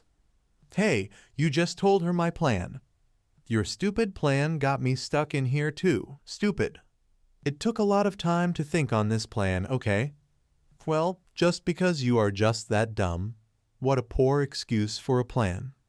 Ha, you are the dumb one because you fell on that completely stupid plan created by me. Wait, didn't he just call himself stupid? It took some time for him to realize. Ah, I take back what I said. Thought they couldn't see each other, both Yaoyorozu and Gyro face-palmed. Yaoyorozu kept walking, taking care with every step while she held the candle near the ground. It was slow, but it was progress. She also noticed that Minta was moving around, given how his voice sounded earlier. She could not afford to let this little pervert get to her like in the sports festival. Still, the chances of ending bumping on him were high. The moment she got stuck on those purple spheres, she would lose. Being on the edge like that, she got startled when she faced none other than Gyro around a corner, with some spheres glued on her already. Gyro made a signal to keep quiet and plugged one of her jacks on a crate. Yaoyorozu understood what she was thinking and then created something. Gyro unplugged from the crate and then looked at something that was thrown near her foot. It was a small piece of paper, and she found something written on it. I have a plan. Gyro was listening. Team Midoriya and Zero. Get out, Deku. I'm going to blast you until you can't stand up. Geez, he's really aggressive. It could be worse, trust me. So what is the plan now? Zero asked while they kept hidden under the water tank. They tested already, and if Zero launched a tape to get out, Aoyama would cut it with his naval laser. And Bakugo was waiting for Midoriya out in the open. He wanted to fight, but he also doing his job and getting on their way, since Midoriya couldn't get out to take Aoyama and Zero didn't have a chance against the explosion quirk user in combat. Unless, Zero-san, I have an idea, but it's gonna be risky, and we have to act really fast. I'm listening. And then they got ready to act. Midoriya activated full cowl and made a running stance on the ground, while Zero got ready to launch his tape. On the count of 3, Midoriya ran from the hiding spot and instantly jumped at Bakugo with his fist ready to strike. Bakugo widened his scary grin as he dodged the attack almost like a bullet with ease. Knowing how stupid Deku was, of course he would come for a direct hit once he got out of options. In a fluid motion, Bakugo twisted on his feet and brought his hand down, exploding the ground and Midoriya away, who only escaped it due to his momentum. Midoriya rolled out and quickly got to his feet, jumping out of the way of another blast punch. Bakugo kept going after him, destroying everything while Midoriya dodged his attacks by inches. "Deku, stop running away and die already." "As if I would do that. You are even more stupid if you think you can get past me." "I don't really need to, Zero-san." At that moment Midoriya faked a jump to the side, instead closing the gap between him and Bakugo. The explosive teen reacted to the move in time, but not soon enough as Midoriya managed to hold him by his wrists and shove his arms down right before the explosion, which created a lot of dust. His plan, inspired in Uraraka, was to create enough dust in the roof so Aoyama's vision is blocked. He tested with Zero, and he was sure that Aoyama would be in 1 or 2 specific buildings, given the angle of the lasers and from the distance that the boy could snipe like that. Using the opening, Zero launched his tapes, but to 2 different directions. The laser cut one of them while the other glued on another building, and then he used his max strength to retract it, quickly exiting the place and swinging around the building in a low trajectory. Bakugo saw that and jumped to reach the tape hero, but the moment he got his feet out of the ground, he had to use his blasts to dodge from Midoriya. Smash! Midoriya barely missed, but he only had to buy some time for Zero so he could keep going with the plan. He planted his hands on the ground and launched a vertical kick, forcing Bakugo to dodge again. Meanwhile, Zero made his way around the buildings, avoiding Aoyama's line of sight. When the blonde teen found his opponent, it was too late. Zero crashed through the window and immediately transformed him into a mummy of tape. The cocoon he made forced Aoyama to stand with his legs near his belly, so that way he wouldn't use his laser to cut the tape. "Sorry for the awkward position, Aoyama-kun. I'll get you out of it later." "Okay," said the Tide Boy, while some tears ran down his always sparkling face. Team B against Todoroki and Ojiro. "Do you think this will work, Ashido-san?" asked Kirishima while he blocked Ojiro's attacks with his hardening quirk. "This is the best I could think of." Ashido had to avoid another geyser of ice. Todoroki wasn't playing, well, at least to them, since the boy had the most calmed face as he sat on top an ice block. He generated ice faster than her acid could melt, and whenever any of them tried to approach him, a wall of flames sprouted in the path. And to worsen things, Ojiro kept picking them on one-on-one fights, breaking their formation. It was a miracle that she managed to tell the plan without having to scream. Exchanging glances, they put the plan on motion. First, Kirishima changed his focus from Ojiro to Todoroki, going straight to the fire and ice teen. The tailed teen went after him, but had to deal with Ashido blocking his way. As for Kirishima, he ran past Sato, who grabbed him by the arm and made a power throw with him, sending the redhead like a cannonball at Todoroki. An ice wall appeared, but thanks to Kirishima's quirk it shattered to pieces. Now in close range, Kirishima had a chance to stop him, but he would still have to deal with the flames. They didn't exactly burn through his hard skin, but the heat was too much for him to handle, even with the extra protection his quirk gave him. Unless Red Riot Unbreakable. Todoroki knew it would end bad for him if he let Kirishima stay near him in this state, so he trusted in the strength of his friend and increased the amount of heat and flames he was projecting, completely engulfing him in a giant inferno. But what he didn't expect was Kirishima to bust out of the flames, his arms stretched for behind, preparing a powerful blow. If he didn't react it on time and created an ice pillar in between them, he would fly much more than a few meters. Kirishima's punch completely broke through the ice and hit Todoroki, thought with much less force than he intended. "Seriously, are you sure you guys aren't monster?" said Todoroki as he got up, still with a smile on his face. "Says the guy that makes ice mountains out of nowhere and creates an instant hell." Kirishima also had his usual grin, but he seemed tired. In fact, his quirk was losing effectiveness and his skin became normal again. "Man, I need to work more on my resistance. Are you sure you can stop to breathe?" "Yeah, sure. I did my part." As he said that, the glacier Todoroki created first when he appeared shaked. He looked at it and saw Sato punching through it and opening a hole, then giving way to Tsuyu, who was quick to cross it and leave the place as fast as her legs allowed her. "Oh, now I understand, but I cannot let you do as you want. You have to face me now." Sato ran to Todoroki with his fists ready to punch him, but he reacted quickly by creating another ice wall, but this one was thinner than the last he made.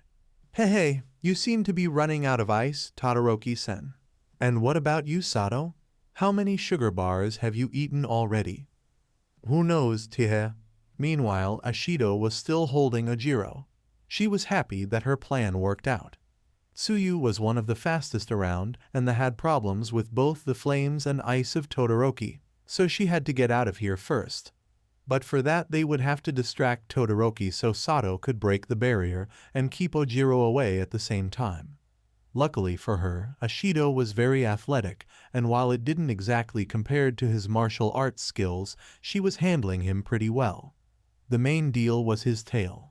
Since she couldn't hope to win in power, she wanted to take him down by throwing him out of balance using his own strength, but that damn tail was very useful, and Ojiro refused to meet the floor. Not only that, that tail was also very unpredictable and dangerous. And then another idea popped on her mind. She started to run around him, rather skidding with her acid, barely avoiding the blonde teen's attacks. "Oi, Ashido-san, stay put, will you? I won't hit too hard," he teased. "Not gonna happen, mate. I plan to win this." As she said that, she launched some drops of acid at Ojiro, who used his tail to jump high and avoid it. "You have to do better than that if you want to stop me." "Ha! I already got you where I wanted." When Ojiro landed, he understood what she meant. The floor was covered in a viscous liquid, and he fell right before he landed. His tail was useless as a counterweight if he couldn't keep his feet firmly on the ground. He kept slipping on the slime until he felt a sudden weight over him. Ashido had melted a lamp post at the base, making it fall over him.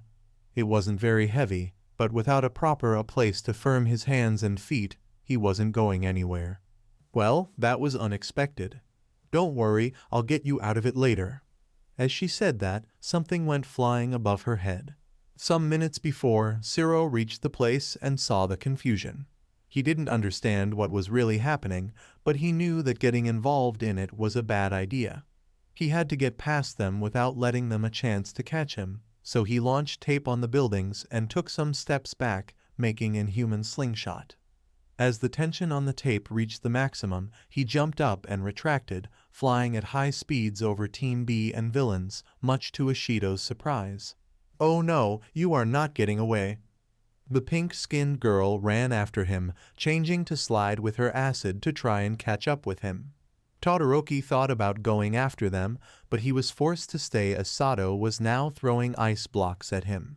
He could melt them with his flames, but he knew that the objective was to hold him in place. "TSC, I should have ended it sooner, huh?" Team Ayayarazu.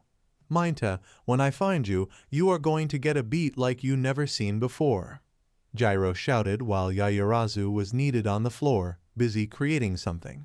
"Would you shut up, please? Now, Yayarazu-sen, I bet you are covered with my balls already, hehe, my balls." Gyro felt her eyes twitch.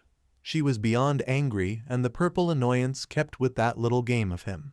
She was also angry with herself because she ended stuck in here. The game started and she just wandered through the place, sure that she would end crossing someone's path. She had decided to use this area in specific because the buildings were closer to each other, and she could use her quirk to detect people nearby, but she entered this garage, and when she noticed there were 3 purple spheres stuck on her clothes. So that was what the tiny pervert was doing. Listen up, you midget, you are going to have a bad time, trust me. Huh? What was that? I cannot hear you under your flat chest. That doesn't make any sense, stupid, she shouted while plugging one of her jacks on a crate. It doesn't have to make sense because you are flat. I'm gonna kill him, I'm sure. As tempting as it sounds, we cannot do that. I know, Yayurazu-chan. You ready? Ready. Now we need to find the grapehead. Leave that to me, he keeps running his mouth non-stop. With that, they started to move, careful to avoid the traps Minta laid around. Every 10 steps Gyro used her quirk to locate the little pervert. How can be so many of those things? As soon as we entered ground beta, he ran away. Guess he found this place and kept throwing those things around. Yeah, sure, but there was a limit, right? Ha, and for what do you think my training was? Let me tell you that my limit go doubled, no triplicated. He's making this up, right? Of course, Gyro-chan. Hey, I mean it. How many balls do you think are around? Don't know, don't care. All I know is that soon you'll be seeing stars. All talk and no chest. I kind of feel sorry for you sometimes. Keep talking, you won't see what hit you. Like you could do anything. Even if Yayurazu helped you, there's no way you could find me. Oh, is that so? Of course, Yayurazu. I mean, it's not like she can see anything in here, and I don't need to see when you can't keep your mouth shut for a damn minute. Minta felt a chill run down his spine as he looked up, the heads of Gyro and Yayurazu hovering over him. It could be the lack of light, but their faces were pretty scary right now. Well look, I'm sorry I made such a silly trap. I didn't have any hidden intentions behind it or anything. Gyro cracked her knuckles while Yayurazu snapped what seemed to be a belt. She also had some kind of clothing on her hand. Minta gulped. He knew he was screwed. And so, the grape-head boy ended with a dizzy head, his ears ringing a bit, tied on a straight jacket upside down, and with additional restraints in the form of leather belts tightly wrapped around his small body. And just because he talked shit a lot, he also earned a belt over his mouth. Small tears of regret fell from his eyes, not from having this idea, but from wasting a justificable chance to grope Yayurazu. Outside the garage, the 2 girls let out a tired sigh of relief. Yayurazu took some steps back while she created a staff and took a fight stance, leaving Gyro with a confused face. Huh? What are you doing? Well, you are on the whole a villain, right? Oh, that. Well, All Might said that villains do what they want, and I'm not in the mood for that right now, so let's just say you won, okay? What, really? Yeah? Look, I have some things on my head right now, if you know what I'm talking about. Oh, that, if it helps, I don't think he will be coming over here. Oh, that's nice. Well, you should be going. One thing, don't take the main road, Todoroki is near this place.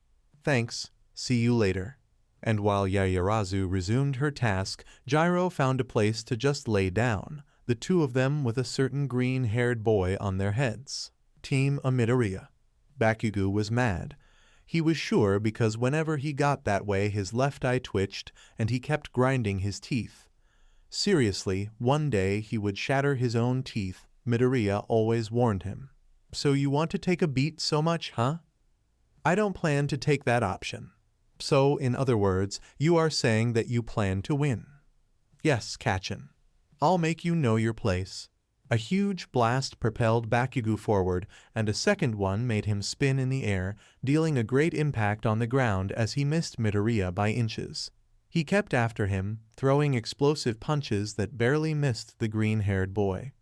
Midoriya was clearly on the defensive, which only made Bakugo even angrier. Did he think he could win by just running away? Well, running away was what Deku did because he was Deku. Still, that pissed Bakugo off. Deku should just give up and lay dead on the floor. Deku, are you playing with me? As if I had time for that. Midoriya made a fake step and closed in to Bakugo while he threw a punch. Like it would work twice. I know that. Midoriya dived under Bakugo, dodging another blast. He planted his hands on the ground and used his shoot style to kick Bakugo on his side. Though a strong blow, Bakugo managed to hold it, maybe by sheer rage, and grabbed Midoriya's leg, spinning him and slamming the boy on the floor. Midoriya got up a bit dizzy and Bakugo held him on an arm lock, threatening to explode him on point blank. Give up, Deku, and maybe I'll let you get out with just scorches. You should know that by now, Kachin, giving up is not an option. Midoriya jumped up with full cowl, getting both of them high. Then, using his free arm, he got a hold on Bakugo's shirt and twisted them in the air. Oklahoma smash. The force of the spin sent Bakugo flying away, crashing on another building while Midoriya landed. With that, the quirk inheritor gave a last glance at his rival before dashing away. He spent more time than he intended in here, so he had to get back to the plan quickly. He ran and jumped through the rooftops, looking around to see if he could find Zero, but he ended spotting someone else, Asui. He didn't think that Team B would split in individual lines. That said, and given the distance she traveled, something must have happened to Team B similar to him and Zero. So somewhere else Team B and/or his teammates could be facing the other villains, Todoroki being the first to come to his mind. He had to decide between go after them for support or prevent Asui from finding their hideout. At this rate, they would have to deal with Bakugo and/or Todoroki, and considering her agility, just defensive measures wouldn't delay the Frog Girl for long, resulting in them having to recover their flag while facing the villains. By estimative, Yaoyorozu should be near the enemy base, and if luck was at his side, Zero wouldn't be far behind. That said, the members of Team B that could handle the half-cold, half-hot teen were Kirishima and Sato, and Tsuyu was right here, leaving Kaminari on the base and Ishido as an unknown variable. Making a detour could help Midoriya to lose Bakugo for longer. Alright then. Tsuyu was running, or jumping, as fast as she could. She saw Zero moving through the building not a minute ago, and used the direction he came as a reference to the location of the enemy base. Judging by the way he was going, she decided that speed was more important than discretion right now. But she ended regretting it as a figure covered in sparks bounced from wall to wall, skidding to a halt in front of her. A frown formed on her face, in a way she didn't manage to hide. From all people to appear. Sorry, Tsuyu-san, I won't let you go past here. She just stood there, unmoving, no, not completely. She was shaking a little bit, her head down and her hands balled in tight fists. Something was off with her. Why you? Tsuyu-san, I didn't hear what you... Why it had to be you? She looked up and Midoriya was shocked as he was confronted with an expression he had never saw at his friend's face. Complete anger. Tsuyu-san, what's wrong? Don't call me that way. He knew why she was that way. He ignored until now, but it was clear that all the girls were acting differently around him. Of course they would, after what happened. But he wanted to believe that this would get resolved itself with time, or at least that it wouldn't influence on their cooperation as heroes in training. Guess he was wrong. Who he was kidding. What happened couldn't just be ignored like that, but still Midoriya had hope that his friends would forgive him, eventually. Asui-san, I don't think this is the best moment or place to discuss this. You are right, but I cannot help it, Ribbit. I want to punch you in your face too bad. Ribbit, Ochako-chan, what did you do to her?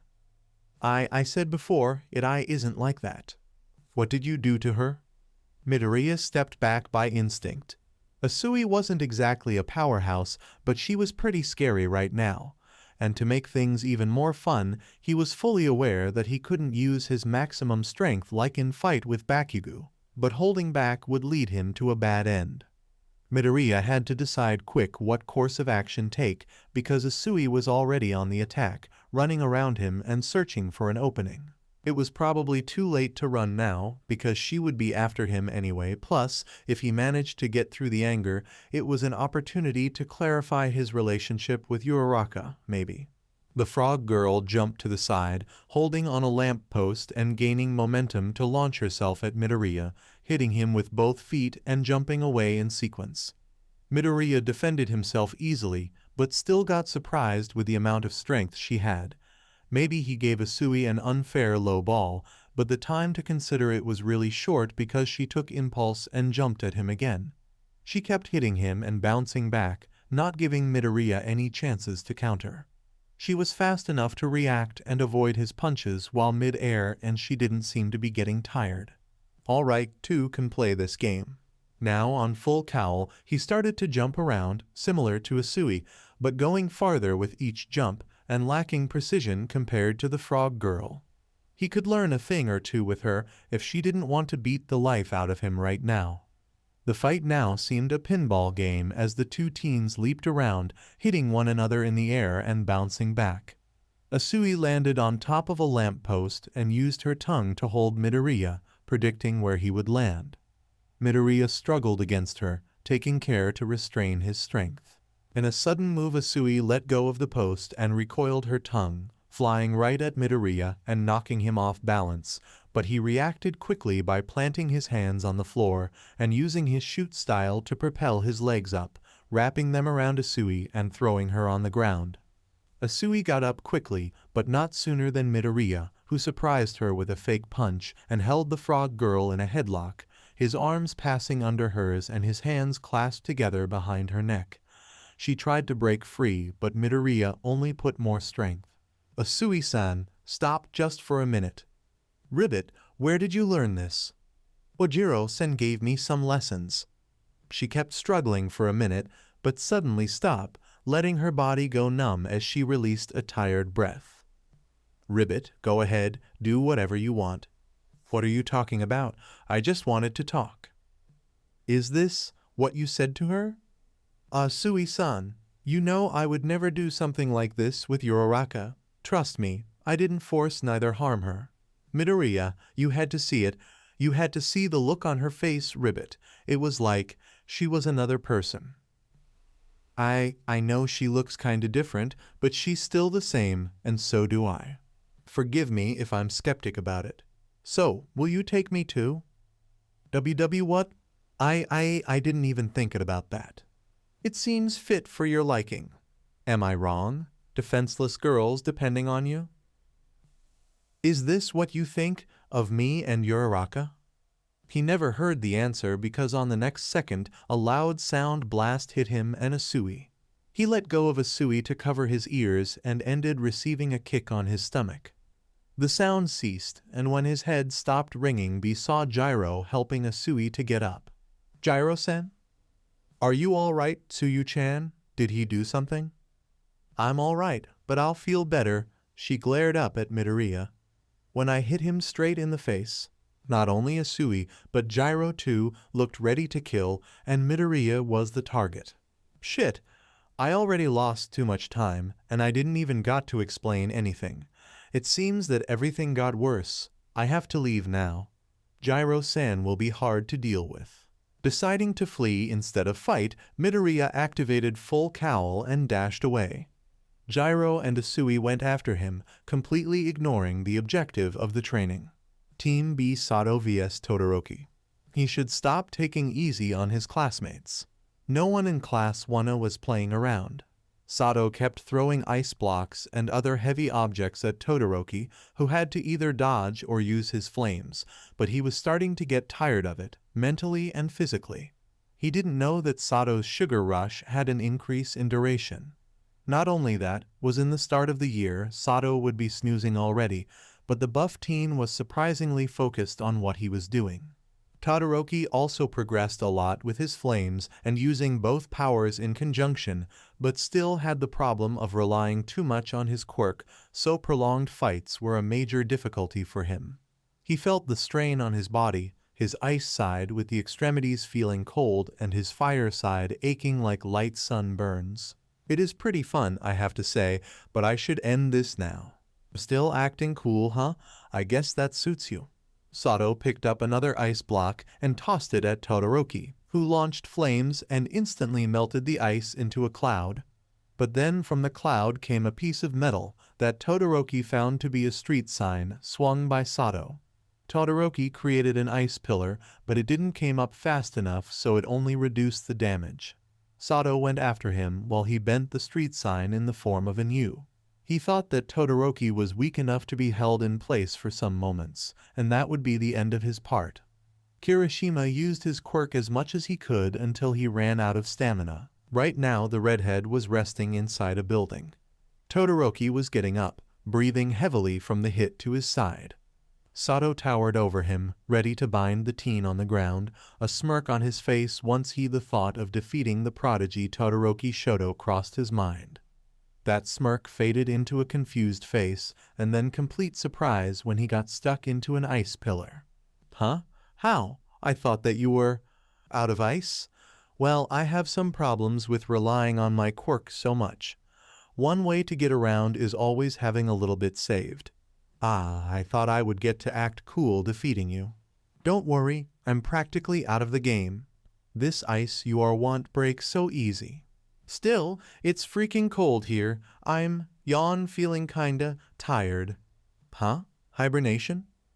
While Todoroki checked the heartbeats of his asleep classmate, a blur passed by above his head, a glimpse of green telling the white and red-haired boy who it was. And right after Midoriya, seeming rather frustrated, or maybe angered, came Gyro and Asui, obviously pursuing him. Being quite worn out, Todoroki didn't bother to stop them or ask, neither go after them or Midoriya, thought the last one sounded tempting. He just let himself slide to the ground on the ice block Sato was stuck in. A couple more minutes, and he would melt the ice. Team Asiro vs Team B Yoshido. The tape hero had spotted the pink girl that was after him. He had to admit he was impressed that she managed to keep up with him. Now to discover where the base was. He swung himself up, reaching the rooftops and getting out of Ishido's view. As for the pink-skinned girl in the street, she skidded to a halt. TSC. Lost him. But he doesn't seem to know where the base is. Still, he's kinda close, better warn Kaminari. She then ran through an alley and entered a tall building by the back door, oblivious to the observer after her. From the rooftop, Zero had his eyes on her since he got there. He also saw someone else from there, none other than Yaoyorozu. He quickly jumped down and made his way to her, telling what he had seen. He also told that Todoroki was near, and that Midoriya was holding Bakugo. And so Yaoyorozu decided to go into that building and try to capture the flag themselves. They would do it like that. Zero would break in and keep Ishido and possibly Kaminari occupied while Yaoyorozu searched for the flag. Once she find it, she would create a distraction, give the flag to Zero, and hold the enemies for the longest time she could, leasing her teammate free return to the base. Seemed good enough for a plan, and so they did. Zero was on the rooftop of a building in front of the one Ishido ran into, and Yaoyorozu was waiting at the corner, ready to enter. On a count of 3, the black-haired boy jumped and used his tapes to latch on the wall and push him past the window of the 3rd floor, where he had seen the silhouette of who he believed to be Ishido. What he encountered thought was surprising to say the least. A mannequin using a wig similar to Ishido's hair. And then, from the shadows, the real deal came out in a flip, like a gymnast, and kicked Zero, making him fall on the ground. The wooden floor broke under his weight, and so did the other floors until he ended on the underground garage. Ishido used her acid to weaken the structure in some points, creating a trap. Zero was dizzy but still able to keep going, but he didn't have much time to recover because a bolt of electricity coming from the ground almost got him. Hey Zero-san, what took you so long? Kaminari? So if you're here then this must be the base. Ha! Think again, buddy, we hid it in another place. Kaminari, don't tell him that. Ishido just got through the stairs and ran directly to Kaminari to give him a slap behind his head, then ran again to cut Zero's escape routes. "Give up, man, you are not going anywhere and you are outnumbered." Zero was desperate, looking back and forth while searching for an opening, and he looked up the hole he fell into, gaining a smirk on his face after that. "I think you don't know to count, Kaminari. Who said I was alone?" Smash. The ceiling above Kaminari revealed Midoriya, his fist breaking through the concrete. Moments ago, Yaoyorozu, who had heard Kaminari talking out loud about the hideout, spotted Midoriya running and called for him, giving the boy a quick explanation of their plan. He quickly understood and prepared to enter on another fight. Now on the underground, Midoriya jumped at Kaminari, grabbing him and tossing the blonde away, while Zero tried to immobilize Ashido, but her acid was melting his tape. Midoriya, change. Right. The One for All user jumped at one of the walls and then leapt at Ashido. Acid Veil. Ashido used her special move and created a wall of acid, but she didn't count with Midoriya's next move. 5% Delaware Smash. The strong wind created by the flick of his finger made the acid wall be blown away, and some ended falling over Ashido. The acid wasn't strong enough to hurt, it only stinged a bit, but could melt clothes with some ease, and it did in the worst way. Ashido's pants melted near her abs, revealing a light pink underwear with small red ribbons on the sides. Both of them froze in place, their eyes never leaving the pink-colored piece. When Midoriya broke the ceiling, he ended breaking some pipes too, so there was some water around. Zero was winning over Kaminari easily because his tape could isolate most of the discharges Kaminari threw at him. Using a tactic suggested by Midoriya, Zero jumped around Kaminari, dodging his attacks with ease and throwing some tape here and there, but never hitting him. He had to say that the blonde had some skills, but not enough to get him. "Are you going to keep running around? This ain't funny at all, Zero." "You're already dead, man. Hee hee, I always wanted to say that." Zero pulled one of his tapes, starting some kind of chain reaction that pulled all the others, wrapping the electric teen in a cocoon of tape. "Spider Trap. What do you think about this name?" "Sounds nice, but it needs to be more flashy." "Like what?" "Oh, something like Indiscriminate Discharge." Kaminari let out his max output, sending electricity through the ground. Zero had one of his feet on a puddle of water, and before he could jump away he received the charge, being electrocuted and fainting after, small trails of smoke leaving his uniform and a light smell of burnt tape in the air. As for Kaminari, as expected, his brain went into short circuit, and he just stood there wrapped in tape and with the dumbest face ever. Back to Midoriya and Ashido, still staring at the former's underwear. Midoriya was the first to react. I'm sorry, Ashido. I didn't wanted that to happen." Midoriya, Panties showing off or not, she went after him like a lioness hunting a gazelle, her hands covered in acid. Midoriya's eyes went big like two dishes, jumping back and barely avoiding being burned by the acid girl.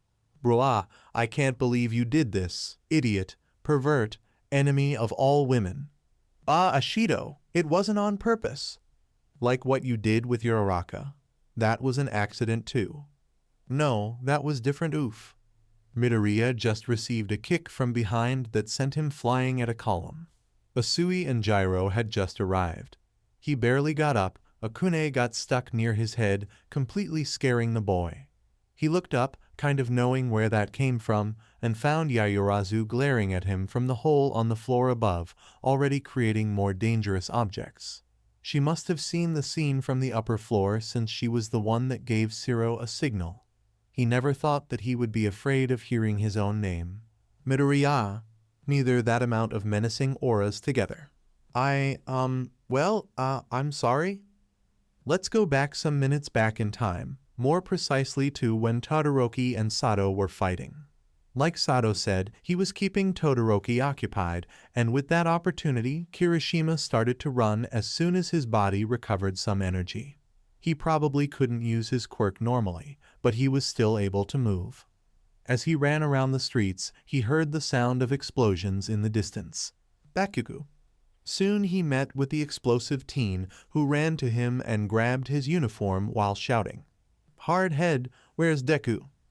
"Midoriya? I didn't see him, but I bet he's probably reaching our base by now." "Where's it at?"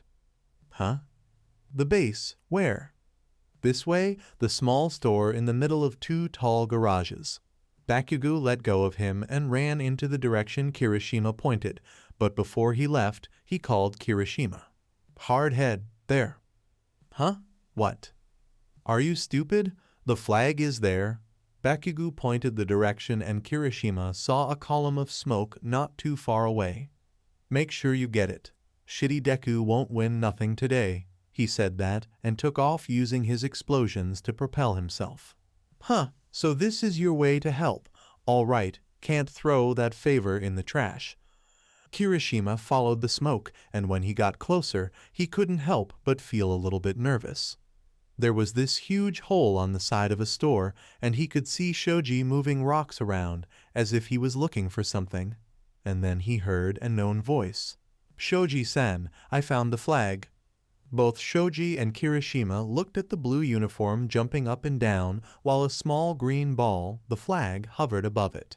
At that moment Shoji noticed Kirishima, and they changed a glance before the 6M's teen turned back to his invisible teammate.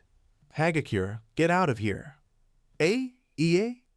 She also saw Kirishima already running after her. Shoji stood on the redhead's way to buy Hagakure sometime. "Going somewhere?" "Yeah, I have a flag to capture and a game to win, so I have to go now." "Only over me, buddy." "Sure, that's how a man do things." Kirishima was aware that it would be hard to get past Shoji without his quirk, so he had to think of something. The extra limbs were pretty hard to deal with. Shoji was also kinda tired. Out of nowhere Bakugo appeared, blasting everything and shouting Midoriya's name and a selection of foul words, most of them referencing the green-haired boy. The flag got lost in the middle of the rubble, and he shielded Hagakure from a secondary explosion caused by a small gas cylinder. The explosive teen just left then after not finding Midoriya. They had to change the location of the hideout because it was practically no more, but first they had to find the flag. And right when Hagakure found it, Kirishima found them. They were in a stall, exchanging some punches here and there, but without a sign of making the other back off. It was at that moment that Kirishima decided to try something different. "Ashido, Tsuyu, go after Hagakure. I'll hold Shoji here." Shoji heard that and thought for a moment. Kirishima arrived here alone, but if Midoriya was right about the moves of Team B, the rest of them should be near. But he wasn't detecting no one on his radar. Suddenly, he heard the sound of something around the corner of the store and looked at it. On that split second, Kirishima dived under Shoji, holding his legs and lifting up quickly, sending the Dupliem's boy to the ground. Kirishima faked that his team was around and tossed a rock at the corner, hoping to distract his living radar friend. Not a very manly way to get past Shoji, but that would do. Now to go after Hagakure. When Kirishima stepped out of what was left of that store, he saw Hagakure, rather her clothes, not much far in the middle of the street. Shoji also got out of the store and his eyes went wide when they laid on the floating uniform. "Hagakure, you should be running right now." "Why, I thought you could beat him." "Hagakure, stay right where you are." Both Kirishima and Shoji started to run after the invisible girl, who panicked and also ran away. Kirishima was slightly faster than Shoji and practically equal to Hagakure, so the Duplian's teen was slowly falling behind while the redhead and invisible girl kept a constant distance. Hagakure kept running aimlessly with Kirishima hot on her heels and Shoji managing to keep up, when the trio ended on the road where Todoroki, Sato and Ojiro still stuck in the slippery trap. She immediately made a turn to avoid them and went through the alleys and passages between the buildings, deciding to use her tactical advantage, getting her clothes off, and guess where she ended? Near the base of Team B, where right now a bunch of possessed girls were trying to put their hands on none other than Midoriya Izuku. Midoriya had to exit the underground floor, since there was no space at all for him to move, and now it was an open fight between him and the angry ladies. Well, fight in a way because he was basically dodging punches, kicks, sharp objects, and loud sound waves, and he didn't know for how much longer he could keep up with it. And to worsen things, he didn't have a single idea of where the enemy flag was since the last hideout was a fake.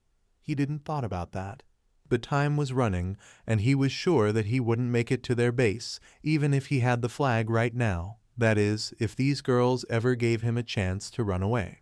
He had to gain some space and think, so he managed to bounce Asui back when she tried to kick him, sending her flying at Kyoka's direction, stopping her from using her quirk with the frog girl in her line of shoot. A quick grab on Ashido's arm, and he made that toss move he used on Bakugo, only applying less strength. With that, he easily jumped away from Yayurazu and her staff, but by the work of the forces of the universe, also known as plot, he landed on the wrong place, knocking into something and falling face first on the floor. Or did he? Midoriya wasn't touching the floor. There was a clear space between his body and the street. Also, he felt a strange warm and soft feeling on his face. Wait, soft? He questioned himself as he rested his hand on the mysterious object, lightly squeezing it. Midoriya. Then it hit him. Shit! Shit! The boy, now red as a tomato, got up as fast as he could and tried to find where was Hagakure's hand to help her get up, already running his mouth on a stream of apologies, but he got cut out with a loud sound. Even though he knew she was invisible, Midoriya didn't dare to look at Hagakure. His right cheek was hot, and with a red mark of a small hand. The slap didn't even compare to the several powerful punches he received until now, but that surely shook his entire structure, his very being. And to add even more wood on the fire, rather a tank of gasoline, he could sense, and I mean sense in a literal way, the menacing presences of the 4 other girls that were after him not a minute ago. This is the end, isn't it? Deku. The sound of that very known voice, screaming what once was the thorn on his life, that cruel nickname, got Midoriya back to the real world, and almost instantly he activated full cowl and jumped away, avoiding the meteor slam that was Bakugo landing, grabbing Hagakure by instinct in the process. He earned another loud slap, now on the left side of his face, while the invisible girl flailed on his arms to get away from him. He carefully put her on the ground and turned around to face his rival again, coming out of the crater he created, a glare full of rage focused straight at him. So it was either dealing with the 5 girls that wanted to flail him alive, a face Kachin on rage mode. It was really clear for Midoriya. Come on, Kachin. Die. Bakugo went straight towards Midoriya and caused an explosion so big it brought half of the store that was behind Midoriya, who evaded the damage by jumping as high as he could. That move had a price because now he was falling straight down, and he had no way to evade from Bakugo's next attack, as he lifted his hands to blast Midoriya into oblivion, as the angered teen would say. But surprisingly, Midoriya was saved by Asui, who used her tongue to hold him and pull him away from Bakugo still in the air. Help wasn't the best word because as he landed, and he landed face first, he almost got struck in the head by Yaoyorozu's staff. He quickly got up and took some distance from the group of girls. Hey, you bunch of stupid girls, stay out of my way. Bakugo shouted, already running after Midoriya, who was also running around to avoid getting harmed. Seriously, everyone here wanted to cause damage to his person. Well, not everyone, as Kirishima was on the store Bakugo destroyed, lifting the debris and digging while he looked for something. Shit, the flag was around here, right? Shoji was distant from the mess, but his quirk allowed him to get this precious piece of information and decided to act. Once Kirishima found the flag, Shoji snuck up behind him and grabbed him by his legs, flipping the redhead over and catching the enemy flag. Shit, using my own trick? And? Midoriya, I got it. Shoji-san. Where you are looking at, Deku? This time Midoriya received a direct hit that sent him flying onto a mailbox, completely crushing it. Bakugo Rocket jumped while he was in the air and gave him one of his explosive punches, but he wasn't done yet. Bakugo was ready to launch a true inferno blast towards the recovering Midoriya, and he would have knocked the green-haired boy out cold if it wasn't for Shoji holding his arms up, making the attack miss. Midoriya, catch this. Shoji created an extra hand and passed the flag to Midoriya, who somehow managed to grab it and run away, understanding what Shoji had in mind. Bakugo released his arms and spun a kick at the tall teen, who managed not only to endure, but hold him like that. Kirishima was already up and running after Midoriya when he spotted the team of flag floating near Ashido and Asui. Ashido, Tsuyu, get the flag. We win if we bring it to the base. They didn't listen, going after Midoriya, who activated full cowl once more, wincing as his body ached from the blows he received. No, the other one, in Hagekire's hand. Asui barely missed wrapping Midoriya with her tongue as he jumped in the last second. Bakugo freed himself and Rocket jumped at the green-haired teen ready blast him. Kirishima was about to reach Hagekure, and then the horn finally sounded. Game set, Team A wins by having the enemy flag at the end of the time. Kirishima even tripped over and fell on the ground. So close. Bakugo landed and immediately started to shout to the air as usual. Midoriya stopped running and released a tired breath. Finally some peace not. Poor Midoriya received a tackle from behind that brought him to the ground, and after that a pile of girls formed on his back, every single one of them wanting to tear his limbs apart as they held him. He had to resort to his quirk once again to get up and move, very, very slowly. It took Kirishima, Shoji, slightly burnt Siro, and Todoroki to free the boy from the grasp of his pursuers. By now Midoriya had scratches and bruises all over his body, but his bones were intact, so that kind of counted as a minor damage. The reason for All Might not doing a single thing once things went haywire was because he had to leave and take a medicine that helped him to not cough blood all the time, but he forgot it at the teacher's room. Instead, Takoyami, Ida, Uraraka, and Koji stood there, watching the fights and the hunt at the end of the game, too shocked to say anything. Somewhere in the town, Aoyama finally broke out of his prison, focusing his laser in a very thin line that passed by the little space between his legs, without cutting them. He was very proud of his feat. Mainta was still hung up, still crying, and still regretting the lost opportunity. The other match went on much better, with both teams focusing on capturing the flags of each other during the entire time. The villains of the last game and the four that stood at the monitoring room were split into Team C, Bakugo, Ida, Uraraka, Mainta, and Aoyama. Team D, Todoroki, Jiro, Takoyami, Koji, and Ujiro. The ones that stood out this time were Midoriya, Ashido, Hagekure, and Sato, due to the after effect of his quirk. No need to say that Midoriya stood as far as he could from the girls. The match ended in victory to Team C, having more mobility with Ida on the team and a strong offensive in the form of furious Bakugo to counter Todoroki the Ice Fortress. Thought Takoyami almost pulled a trick on Team C and got the flag. It was a very balanced match in fact.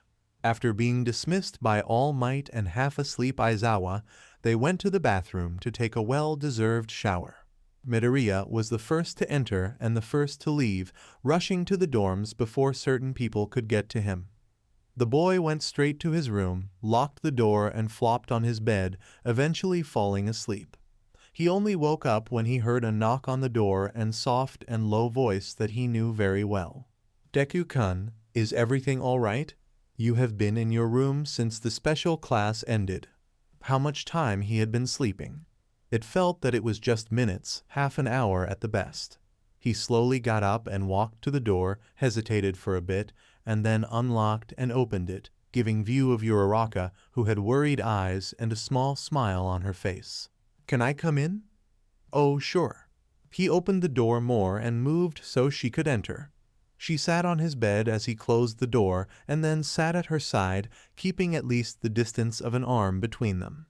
The brunette pouted a bit because of this, but let that slide, getting just a little closer to her boyfriend.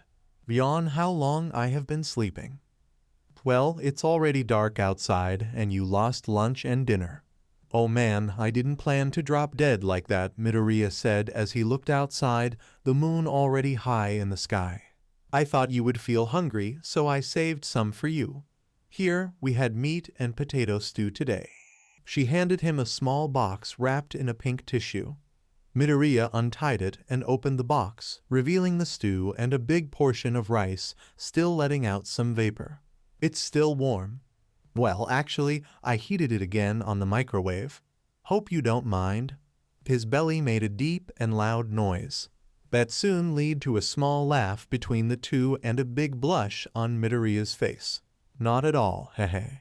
Midoriya ate quietly, enjoying the food Uraraka brought to him. It wasn't exactly the legendary home-made meal prepared by a girl, but she cared about his well-being, so it kind of counted as one, at least for him. That said, there was the huge and awkward silence between the two while Midoriya was eating. They never got silent when they were together, be it at the lunch break, on the class, and when they were alone. That led them to address the elephant in the room, the fact that every girl on the class wanted him as good as dead, at least metaphorically.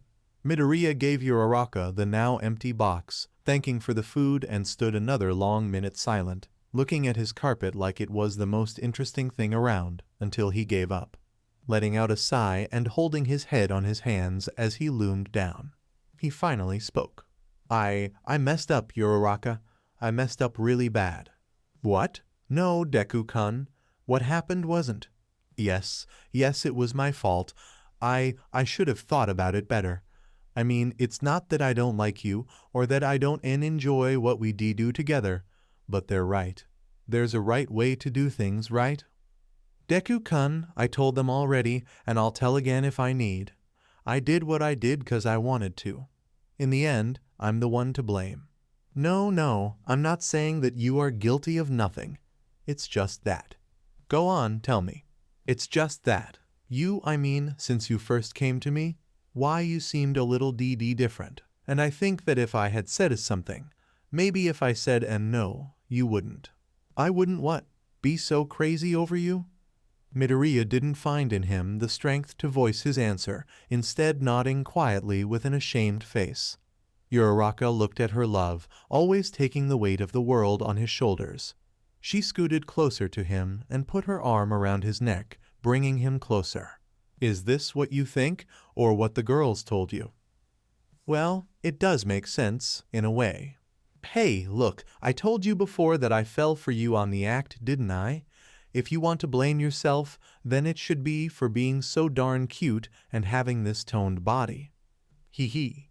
"Oh, did I just heard laugh?" "What? No, Oh, look, I see a smile forming." "Uraraka, this is serious. You say that, but you are barely holding your smile." "No, I'm not Stop. Stop tickling. Stop tickling me." "But you look so beautiful when you laugh, I can't get enough of it." "And no ha, I'm serious ha. Someone's gonna ha, hear us." "Let them hear us. They should know we are happy. Am I right or not?" "Why, yeah ha, sure he. Just give me a ha a moment." She let go of the boy and let him catch his breath, even wiping away a tear on the corner of his eye. "Feeling better?" "Sure, he. Still think we should not be together? Or that you can harm me any possible or impossible way?" "Well, I know. But I still think that we kinda crossed a line here. I know that. I felt so bad when I started to have those lewd thoughts about you. It consumed me, but the more I tried to forget it, more you looked attractive to me. It may be because you always work out, but you get my drift. So you are not to blame for looking good. I lost myself, yes, but that's not your fault. It's only normal to react the way you did on the first time. Rather, your reaction could be considered above the average." Really? "Sure. I don't have past experience, but I always heard that guys would always put their own pleasure above their partner's, but you kept caring for me, even if you felt nervous and uncomfortable. That's just who you are, I guess." "And what about what they said? That you changed?" "We never truly know a person until you spend a long and meaningful time with them. They are really good friends with me, but you know me better than anyone by now. The Uraraka they used to see is still here. They just found out a new trait of me that they are not used to.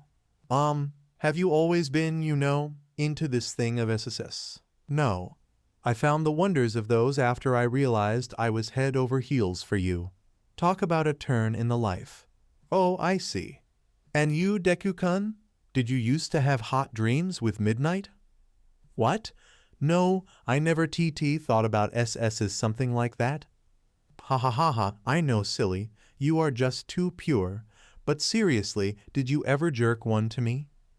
Will you always be so straightforward like that? And not that I'm complaining, it's just so I can get used to it. Only when we are alone. You can say I'm kind of a closet pervert. Are you sure this is the best way to define yourself? It's either that or yandir. Do you want me to tie you up and spank you? I think you got the wrong idea of what a yandir is. Oh, really? Then, would you care to explain to me? I'd rather not, hee. Uraraka was already on top of Midoriya, acting seductive and dangerously close to him in places that they shouldn't be. Just to tease the boy a bit, she pressed herself on his chest, making him go red, and planted a kiss him for a moment, before running her right hand on his curly hair. I'll talk to the girls later, get things cleared up. That didn't go too well when I tried today. And didn't they talk to you before? People tend to not listen much when they are mad at something. I was mad yesterday. Just wait for them to calm down, and they'll understand. I've got this, okay? Okay? I trust you'll find a way. What? You are so sweet, Izuku. Want to go one round real quick? As tempting as the idea and you look, you clearly much more. We should keep it low for some time. Until we sort this out. Yeah, you are right, as usual. Then we could, catch up the lost time. I'll look forward to it. After a quick peck on his lips, Uraraka got up, reached for the lunchbox, and waved at him as she left Midoriya's room.